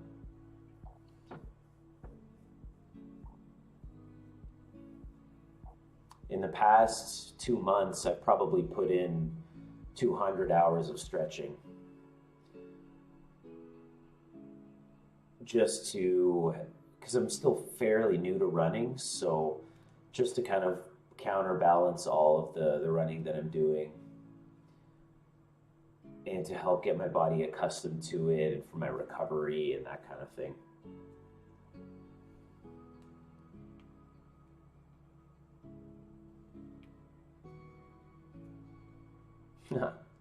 Oh, you're doing great. You're doing great. Just, diet's the most important thing. There was a long, long time where I couldn't get below a certain body fat percentage, so I was around 12% body fat. No matter what I did, I couldn't lose the weight. I tracked my calories, everything. I think I was eating vegan at the time. I was eating vegan at the time, and it was just too much carbohydrate for me, for my tolerance, for my physiology. And I was working out 6 days a week, hard, recording all the calories, macronutrients, what I was eating, keeping food journals. But until I was able to really bring down the carbohydrate, I wasn't able to get below a certain fat. Yeah, I mean, optimizing body weight is huge, especially, and that's one thing that became really apparent for me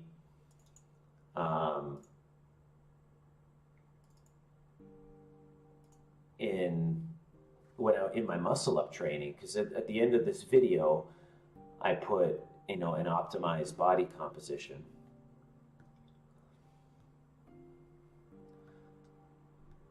That's kind of a tough question to answer. I don't really know how much you're eating right now.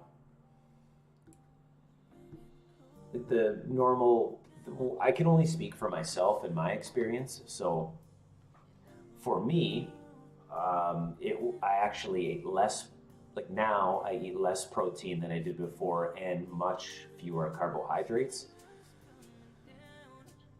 So, I want a moderate level of protein and very low. I mean, I started at below 50 grams of carbohydrate. Yeah, that might be tough, in all honesty. Yeah, I imagine the pasta there is actually much better quality than in North America. That's what I've heard. And I'm sure it's absolutely delicious. But if I were to do that, I would put on a fair bit of weight if I were to eat pasta. I haven't had pasta in years. I'm from Canada, so I live in Canada. My background is Croatian, but I live in Canada.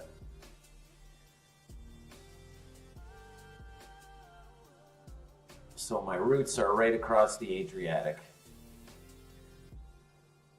Canada is love. I love Canada. But one thing, so again,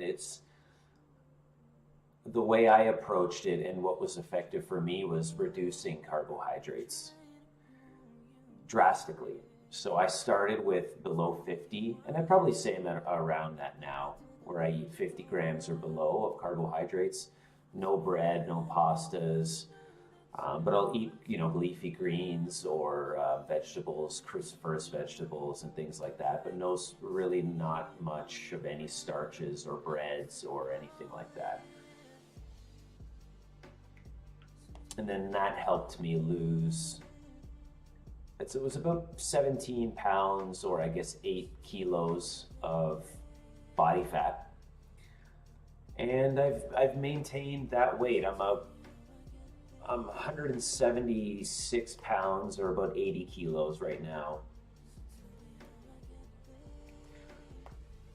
Yeah, I mean, men tend to accumulate fat on their bellies.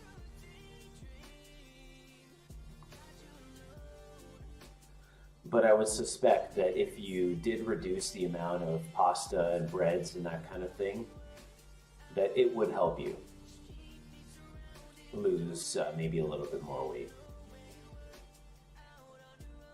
Everyone's different. Some people can eat heavy amounts of carbohydrates and things like that. I think part of it is genetics. But for me personally, I have to pretty much stay away from a lot of those kinds of things.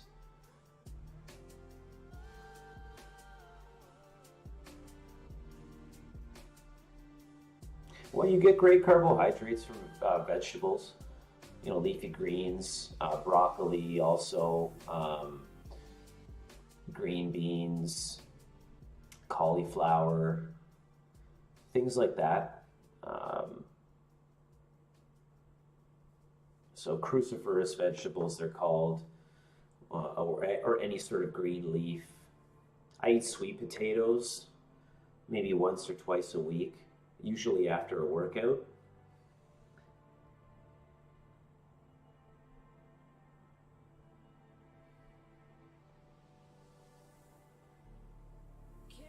Yeah, so broccoli is a great option. The pasta might be tough. Once again, it's a lot of carbohydrates, which sends your blood sugar really high, and then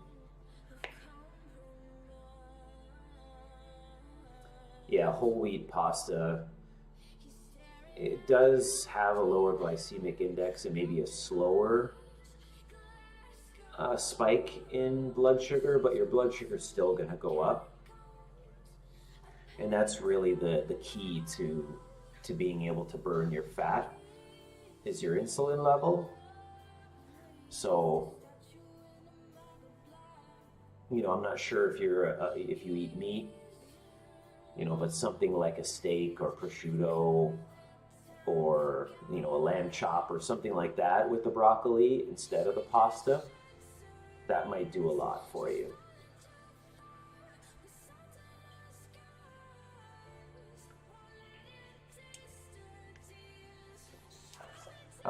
I eat sweet potatoes or yams, which,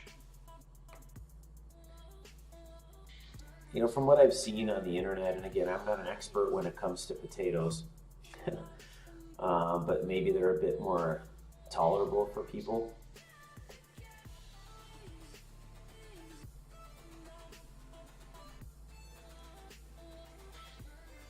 So, I mean, it depends on what you're able to do. Me personally, I wouldn't, or I rarely have like pasta or bread with a meal anymore. Very rarely. It's mostly just meat and vegetables, and I do eat dairy. Also, those things have worked for me really well.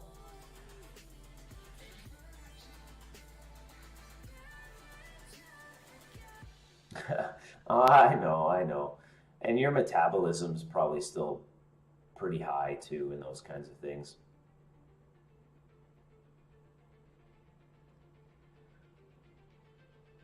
Yeah, I understand.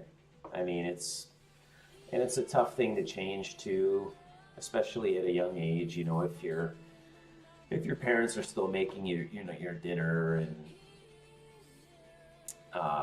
you know, there are others around you that may not change their diet and things. It can be tough. I certainly understand that.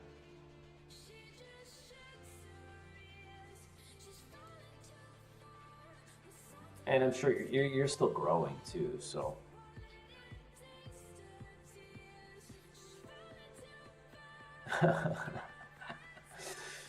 Food is amazing.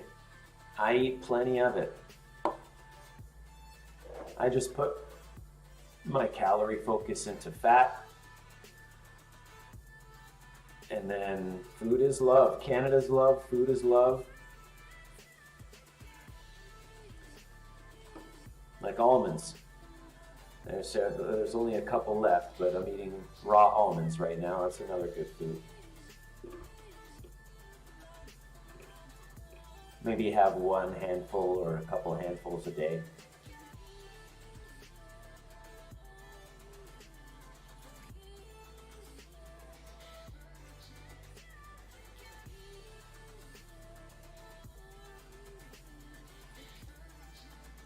But I encourage you to stick with calisthenics. You know, even, or if you want to do both. You know, training with weights and calisthenics. Whatever you like to do, whatever draws your interest.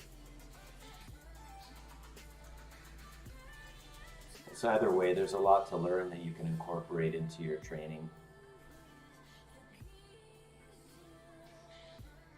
Yeah, almonds are good. I like them.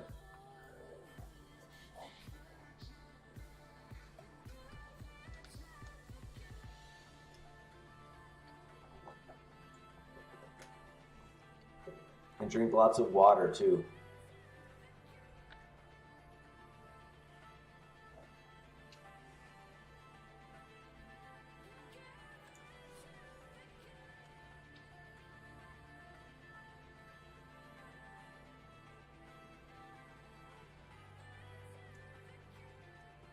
Do you mean lots?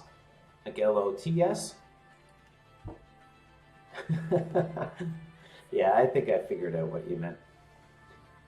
Yeah, I mean, you can get extremely strong with calisthenics. It's a really good way to build muscle, and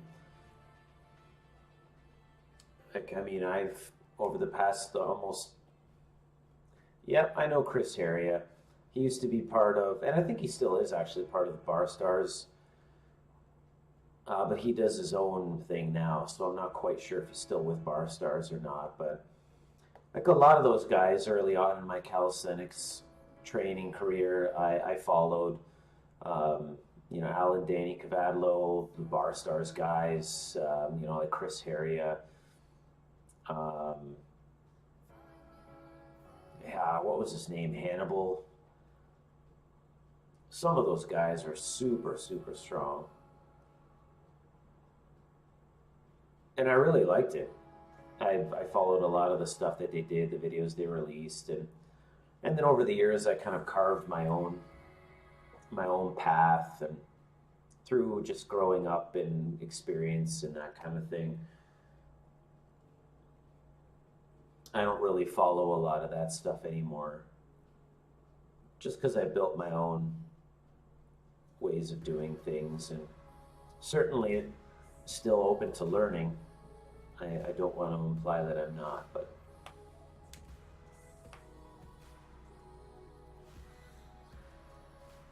you know, everyone's different too. It took me a really long time to develop my pull-up.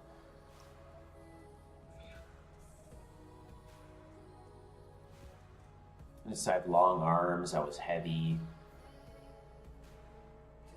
That's awesome, good for you. I mean,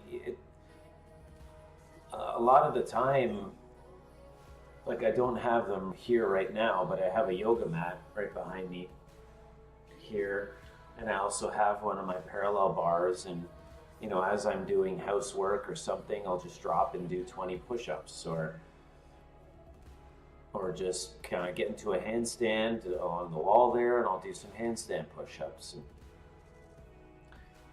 you know, whenever you can fit it in.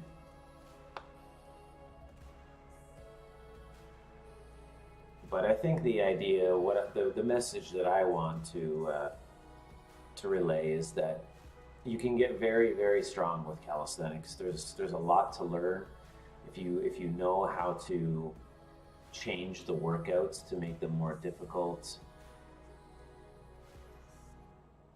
And it's a journey. You know, it takes time. Everyone's different.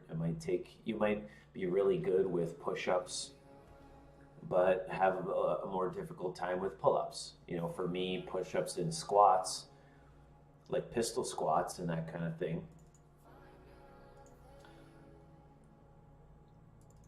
Like this is a pistol squat. You just, you know, those came fairly, no, I don't want to say easily, but I always felt confident in my push-ups, my squats, my core work, but pull-ups were always difficult for me. I've never felt super, super confident, probably until now, actually.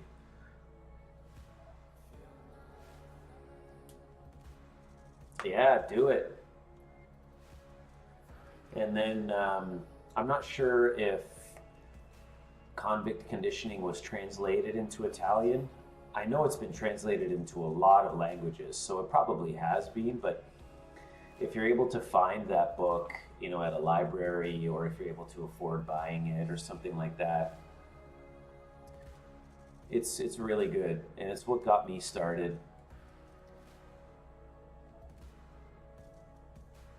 And kind of like these videos that I have here will show you the different progressions. I'll type it in chat.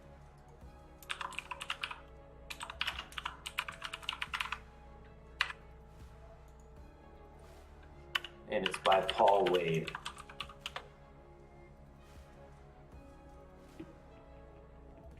And I'm sure you can find a ton of stuff on YouTube.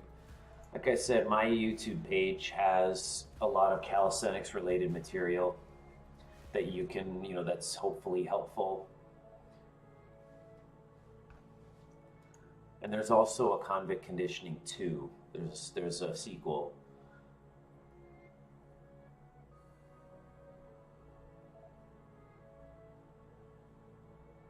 And oh, what's his name? Pavel Satsulin, I think. Yeah, I think that's his name.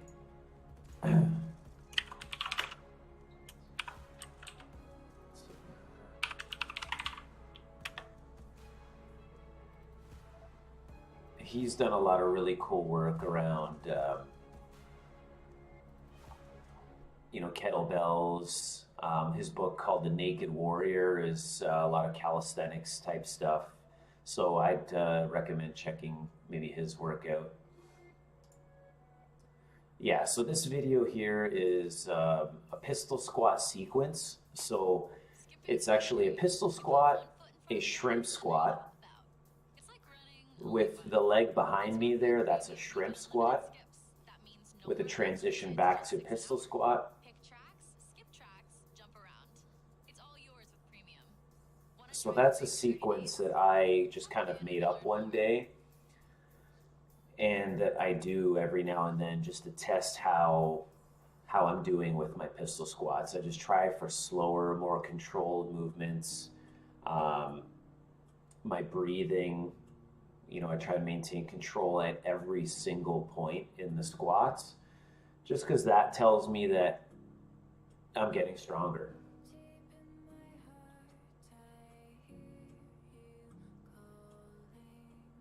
Awesome, awesome. Like traditional barbell squats.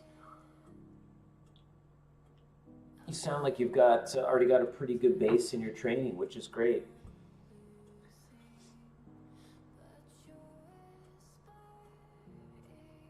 From about 15 or 16 to 21, I was on and off training with weights. And doing a solid pistol squat is not easy. It takes a lot of training, not only for strength, but there's balance, there's focus. You know, you have to really engage your core when you're doing them. There's a lot of skill aspects to doing pistol squats, and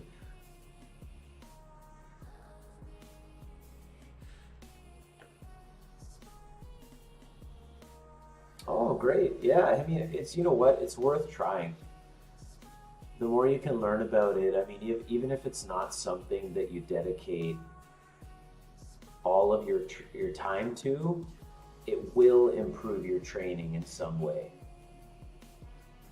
You know, you'll learn something, or you'll be able to incorporate body weight exercise into your routines, and you will benefit from it in some way. So I would really recommend exploring calisthenics and just seeing how it relates to you. You know, take what you like and leave what you don't.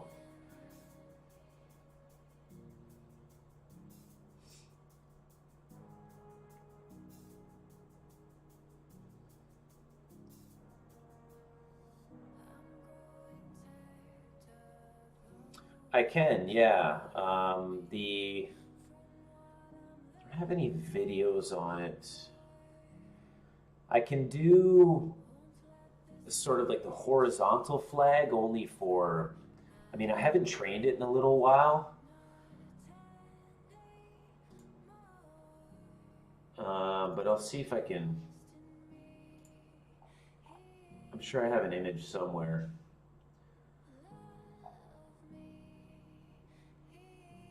But yes, yeah, I have, like I said, I haven't trained the flag specifically in a little while. I've tended to focus on the vertical flags, so let me see if I can just find an image that, as an example.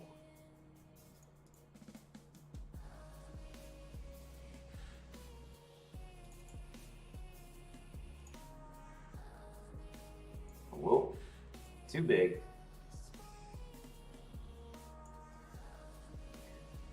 So I'll just throw that in front for now, but this would be an example of a more vertical flag. So it's about a 45-degree angle. But, you know, that's how you start to train the vertical flag. You know, one of the ways is you start completely vertical, and then you slowly bring your legs down. But you can also bend your legs to make it a little bit easier to improve the leverage.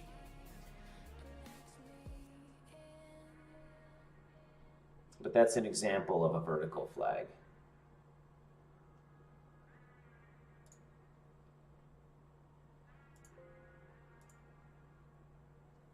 And I don't do a ton of training around it now.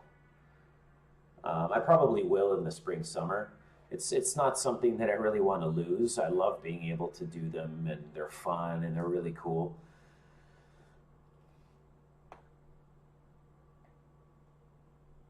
But they take a lot of training. I mean, at the very baseline, I would say just get really good at push-ups, pull-ups, and squats, and then, you know, whatever core work that you like to do. And then from there, you know, everything else will come. And it takes a lot of time. You know, don't get too fixated on achieving everything right away. Enjoy the process, have fun with it. Especially with muscle ups where I train, I see a lot of people trying them, and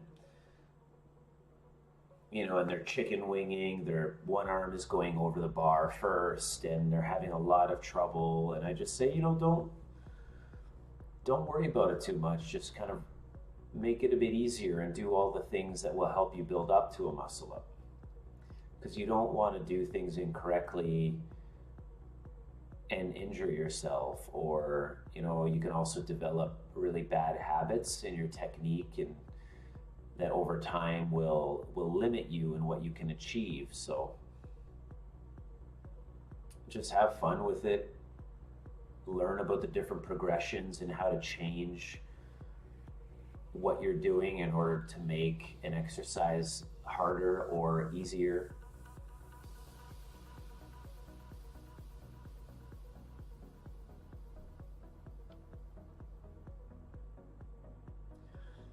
Yeah, so one of the things that you might notice is within calisthenics and body weight exercise, it's really hard to specifically isolate certain muscles.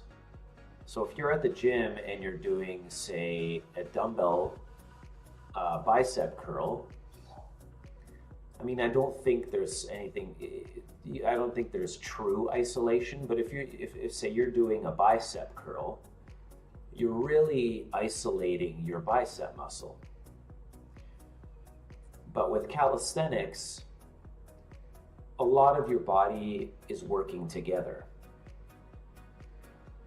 So, and that's what I really like about it. So it's harder to reduce the amount of muscle groups that are working. So which is likely why you're maybe not feeling that specific work in the bicep. But with the bicep, you're also only working your bicep. So in my opinion, that would be more important for, say, a bodybuilder that really wants to exhaust and really tear those muscle fibers of their bicep in order to make it grow. But, you know, say something like pull-ups, for example, you are working your biceps out, but you've also got so many other muscle groups helping you pull up that all of them are going to work together.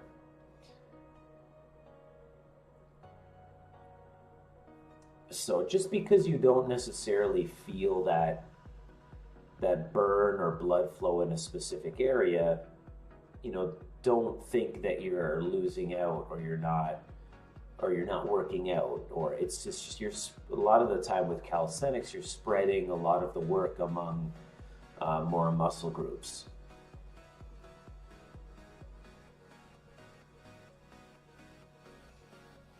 But that's also where knowing how to make the exercises more difficult, that's where that really helps.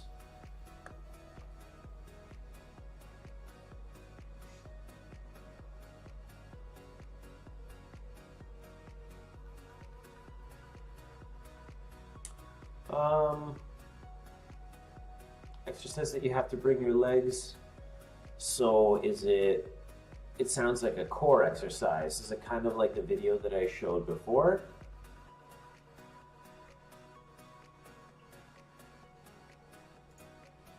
Oh, okay. So that's called I think a hanging knee raise. So it would be like,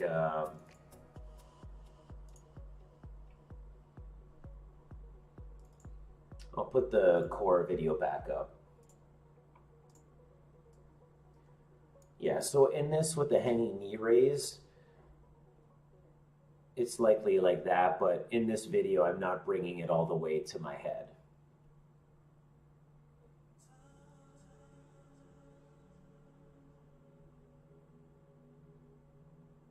At least until the later progressions.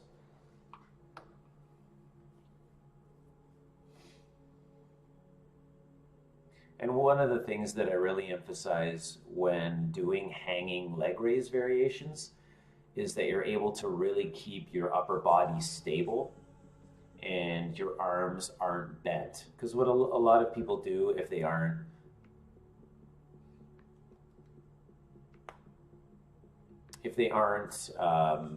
competent in things like the pull-up, dead hangs, and things like that, is they might compensate by bending at their arms and hanging with their arms bent, so they can, so more of the bicep will help. But you want to be able to stabilize your upper body and hang with arms, pretty straight. And then use the muscles of the rib cage, your lats, your back, your upper body to really stabilize what you're doing. And then that'll give you the solid foundation. And then you can lift your legs up and that kind of thing. Because what you also don't want to do is use momentum. You want to limit the amount that you're swinging or the momentum that you're using, and that really comes from having a very solid upper body, a very solid foundation for when you're hanging. And that is very important for the muscle up. To have a very strong upper body, being competent in pull-ups explosive pull-ups. Yeah, well, I mean, muscle ups are a whole other level, because it's the way I think of it is it's three separate sort of areas of training. You have the pull-up, then you have the dip, and then you have the transition from the pull-up to the dip. So that's why in this video that was on before, I have a dip progression, then I have a pull-up progression, and then I have things that you can do to help manage to get yourself over the bar, because that's a really tough part of a muscle up. So horizontal bar dips are a super important part of developing not only your dip, yeah, exactly, for triceps, but it's also your chest as well. I mean, dips are not only a tricep workout, but they're for your chest as well. And then you want to be able to do like high pull-ups, explosive pull-ups. So there's a lot of different things that have to come together in order for you to do a muscle up.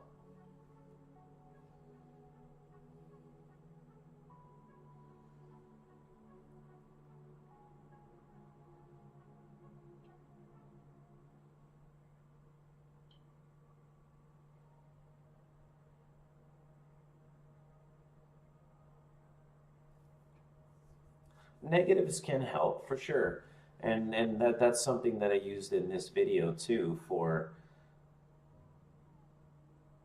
helping with the transition in the muscle up. And it's a good way to, I would say, in a way, make what you're trying to do a little bit easier, you know, by gravity helping a little. So on the negative would mean, because you have the eccentric and concentric motions. So the concentric is when, you know, the phase in the workout or in the movement where your muscle is contracting to generate force, like becoming smaller, contracting, and then eccentric where it's lengthening in order to generate power. So for in a squat, as an example, doing it on the negative would mean if you're standing in the squat position and then you were to drop, that's your muscles lengthening, the eccentric motion.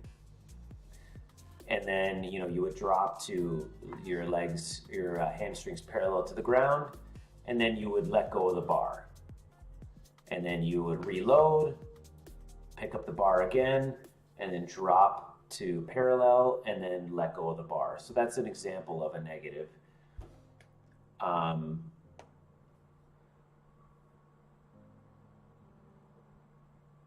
So if I could be wrong, I don't want to speak for all scenarios because I don't know.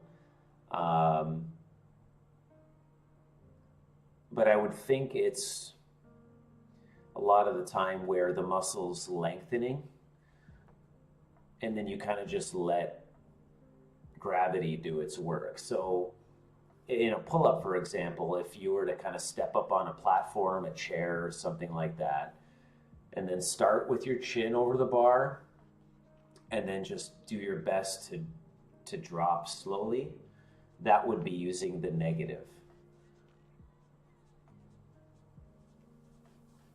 So it's helping you become stronger in one area of the movement. So the concentric or, you know, eccentric motion, it's helping you become stronger in, say, for example, the eccentric motion in order to help you develop strength in the concentric motion.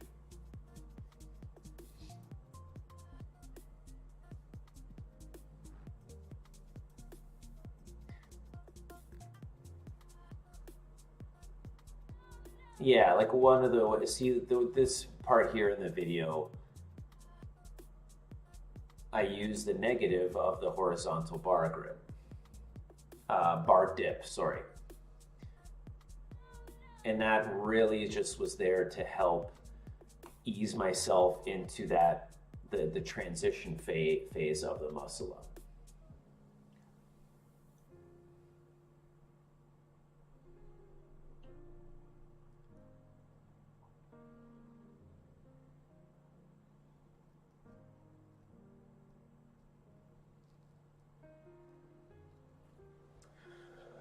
Learning vertical. Which vertical? What do you mean by vertical?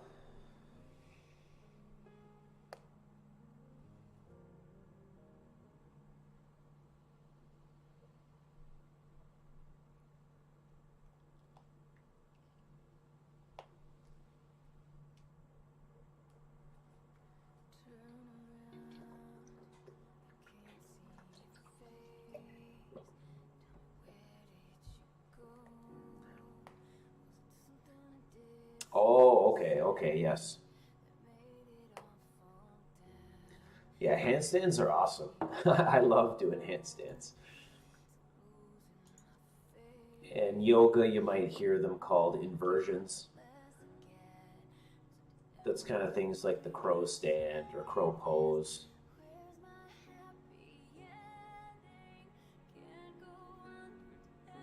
But they're a great exercise for the upper body, shoulders, the upper back, the arms, and for your balance and coordination.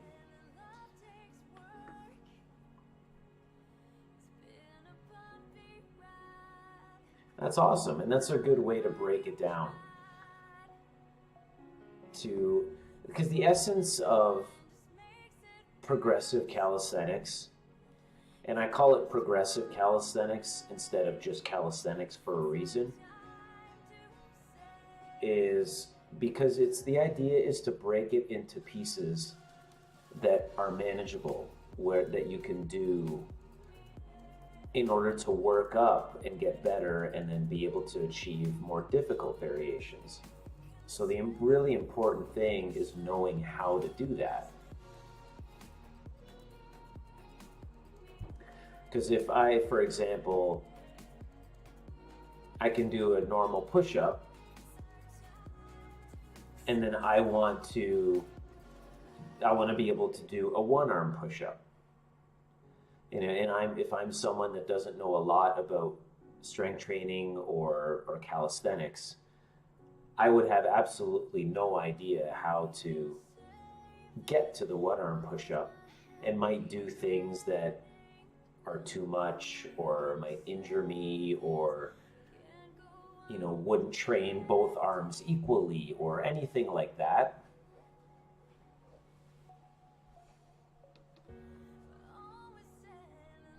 But yeah, I know what you mean. You lose your balance and you kind of, you're upside down, and all of a sudden everything changes.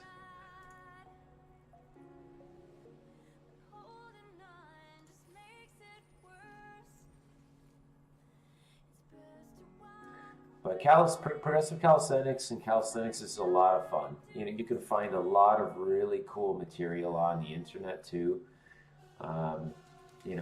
Feel free to ask me any questions. I'm happy to help. I've done a lot of it in my day. There's a lot of video out there. That book I told you about is a really good one. That's where I got started.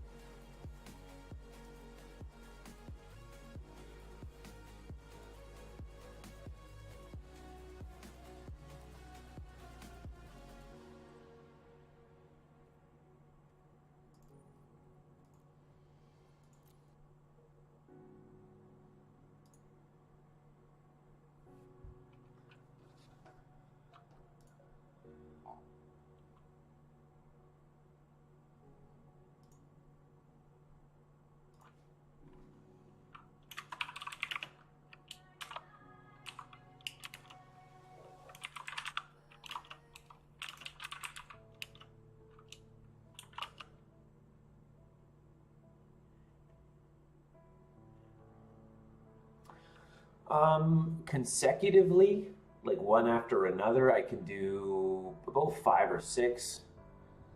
But the way I've trained them mostly is just for volume. So I've done 100 of them in one session. So I basically just did one muscle up per minute for 100 minutes.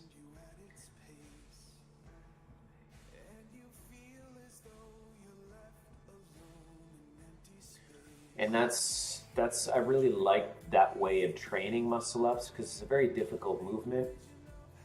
And it just helps me develop the strength to do more.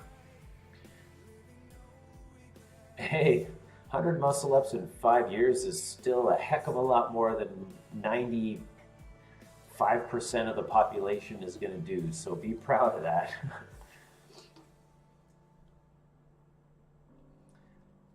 But the more advanced exercises you'll find as time goes on, your amount of repetitions will decrease just because of the difficulty. So the way I chose to approach muscle up so far is by doing a lot more reps, but over a lot more time also. But if I were to just jump on the bar and, you know, if you asked me to do as many possible muscle ups as I could in one go, then it would be probably 5 or 6.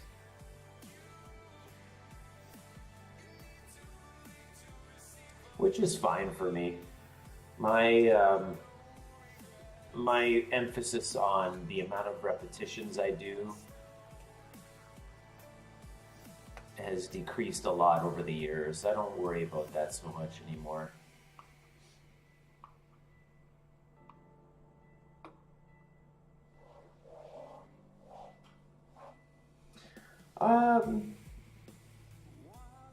Yeah, it's...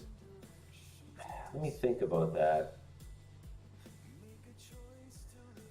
Like, there's definitely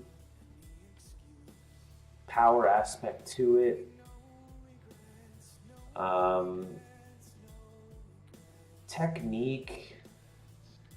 Technique helps as well. I mean, technique in, you know, any sport or physical endeavor makes a huge difference.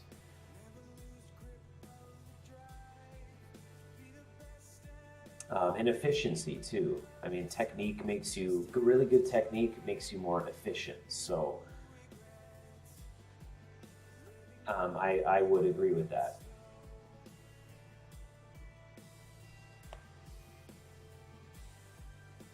You know, I would love to be able to do a really slow muscle up where I start at a dead hang and then I just slowly pull myself over the bar, but you know, I don't know that I'll ever be able to do that.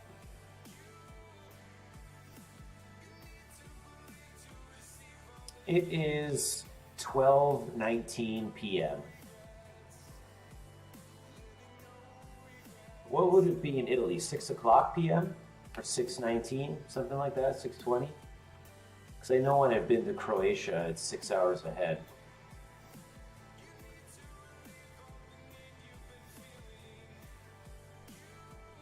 Yeah.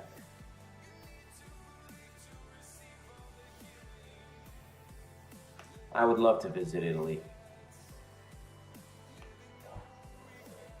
I'll go there for sure one day.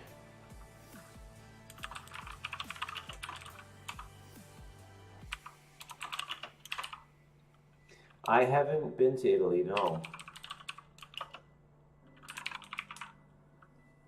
Europe, I've been to Germany, Austria, Slovenia, Croatia.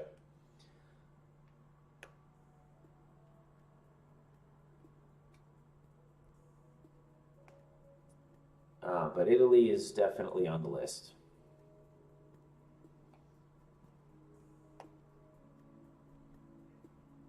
Go there and just eat all the food. Enjoy the food, enjoy the culture.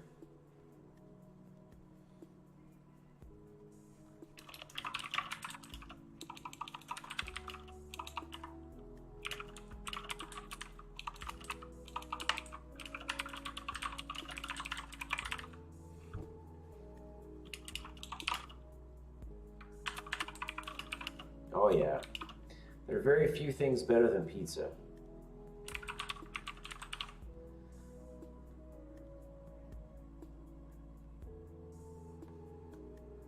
And I think the quality of food would likely just be better in Italy. The fruit, the vegetables, the pastas, the breads. So much of that's processed over here.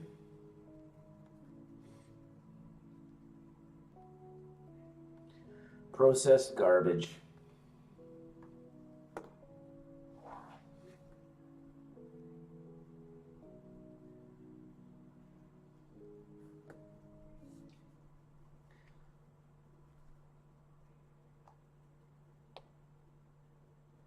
Have you ever been outside of Italy?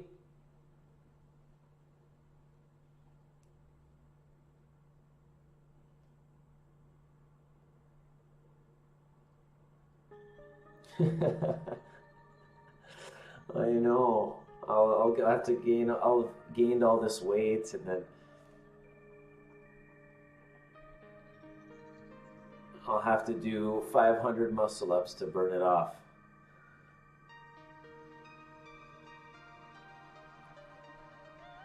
Nice. That's awesome.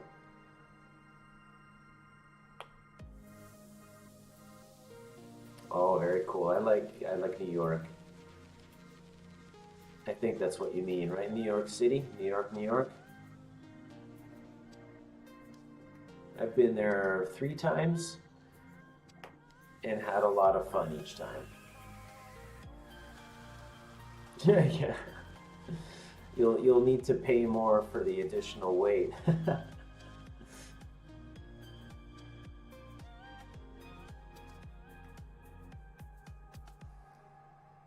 Yeah.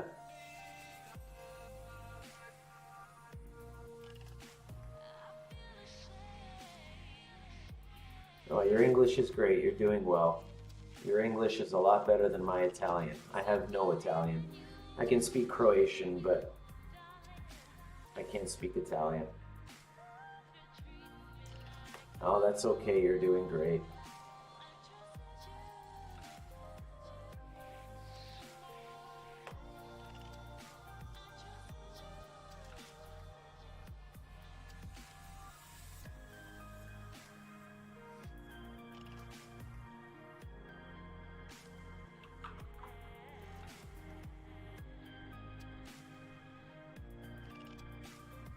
That's awesome. Good for you. I always say I love to learn another language. And I mean, I wouldn't say I'm fluent in Croatian, but I could get by pretty well. And I'd like to learn more of it. But I guess I never do. But I was there a year and a half ago, and I was doing great. But then when you stop speaking, you stop learning, so.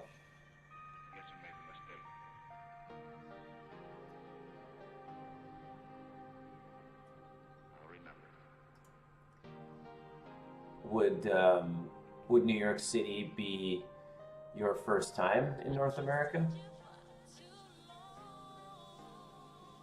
I only know Croatian, Hrvatski.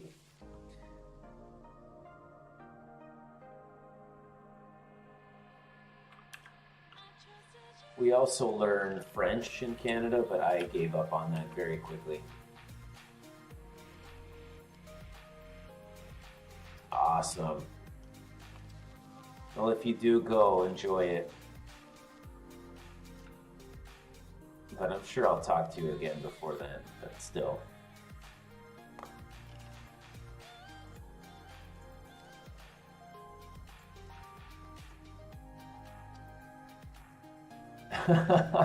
Oh no, there's so much good food, especially in New York City.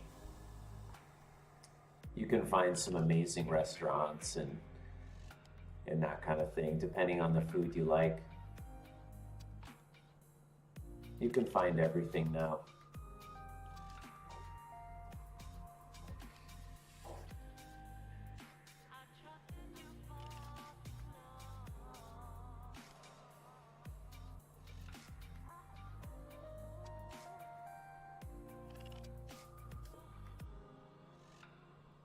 And I'm sure if you want a taste of home, you could find a great Italian restaurant.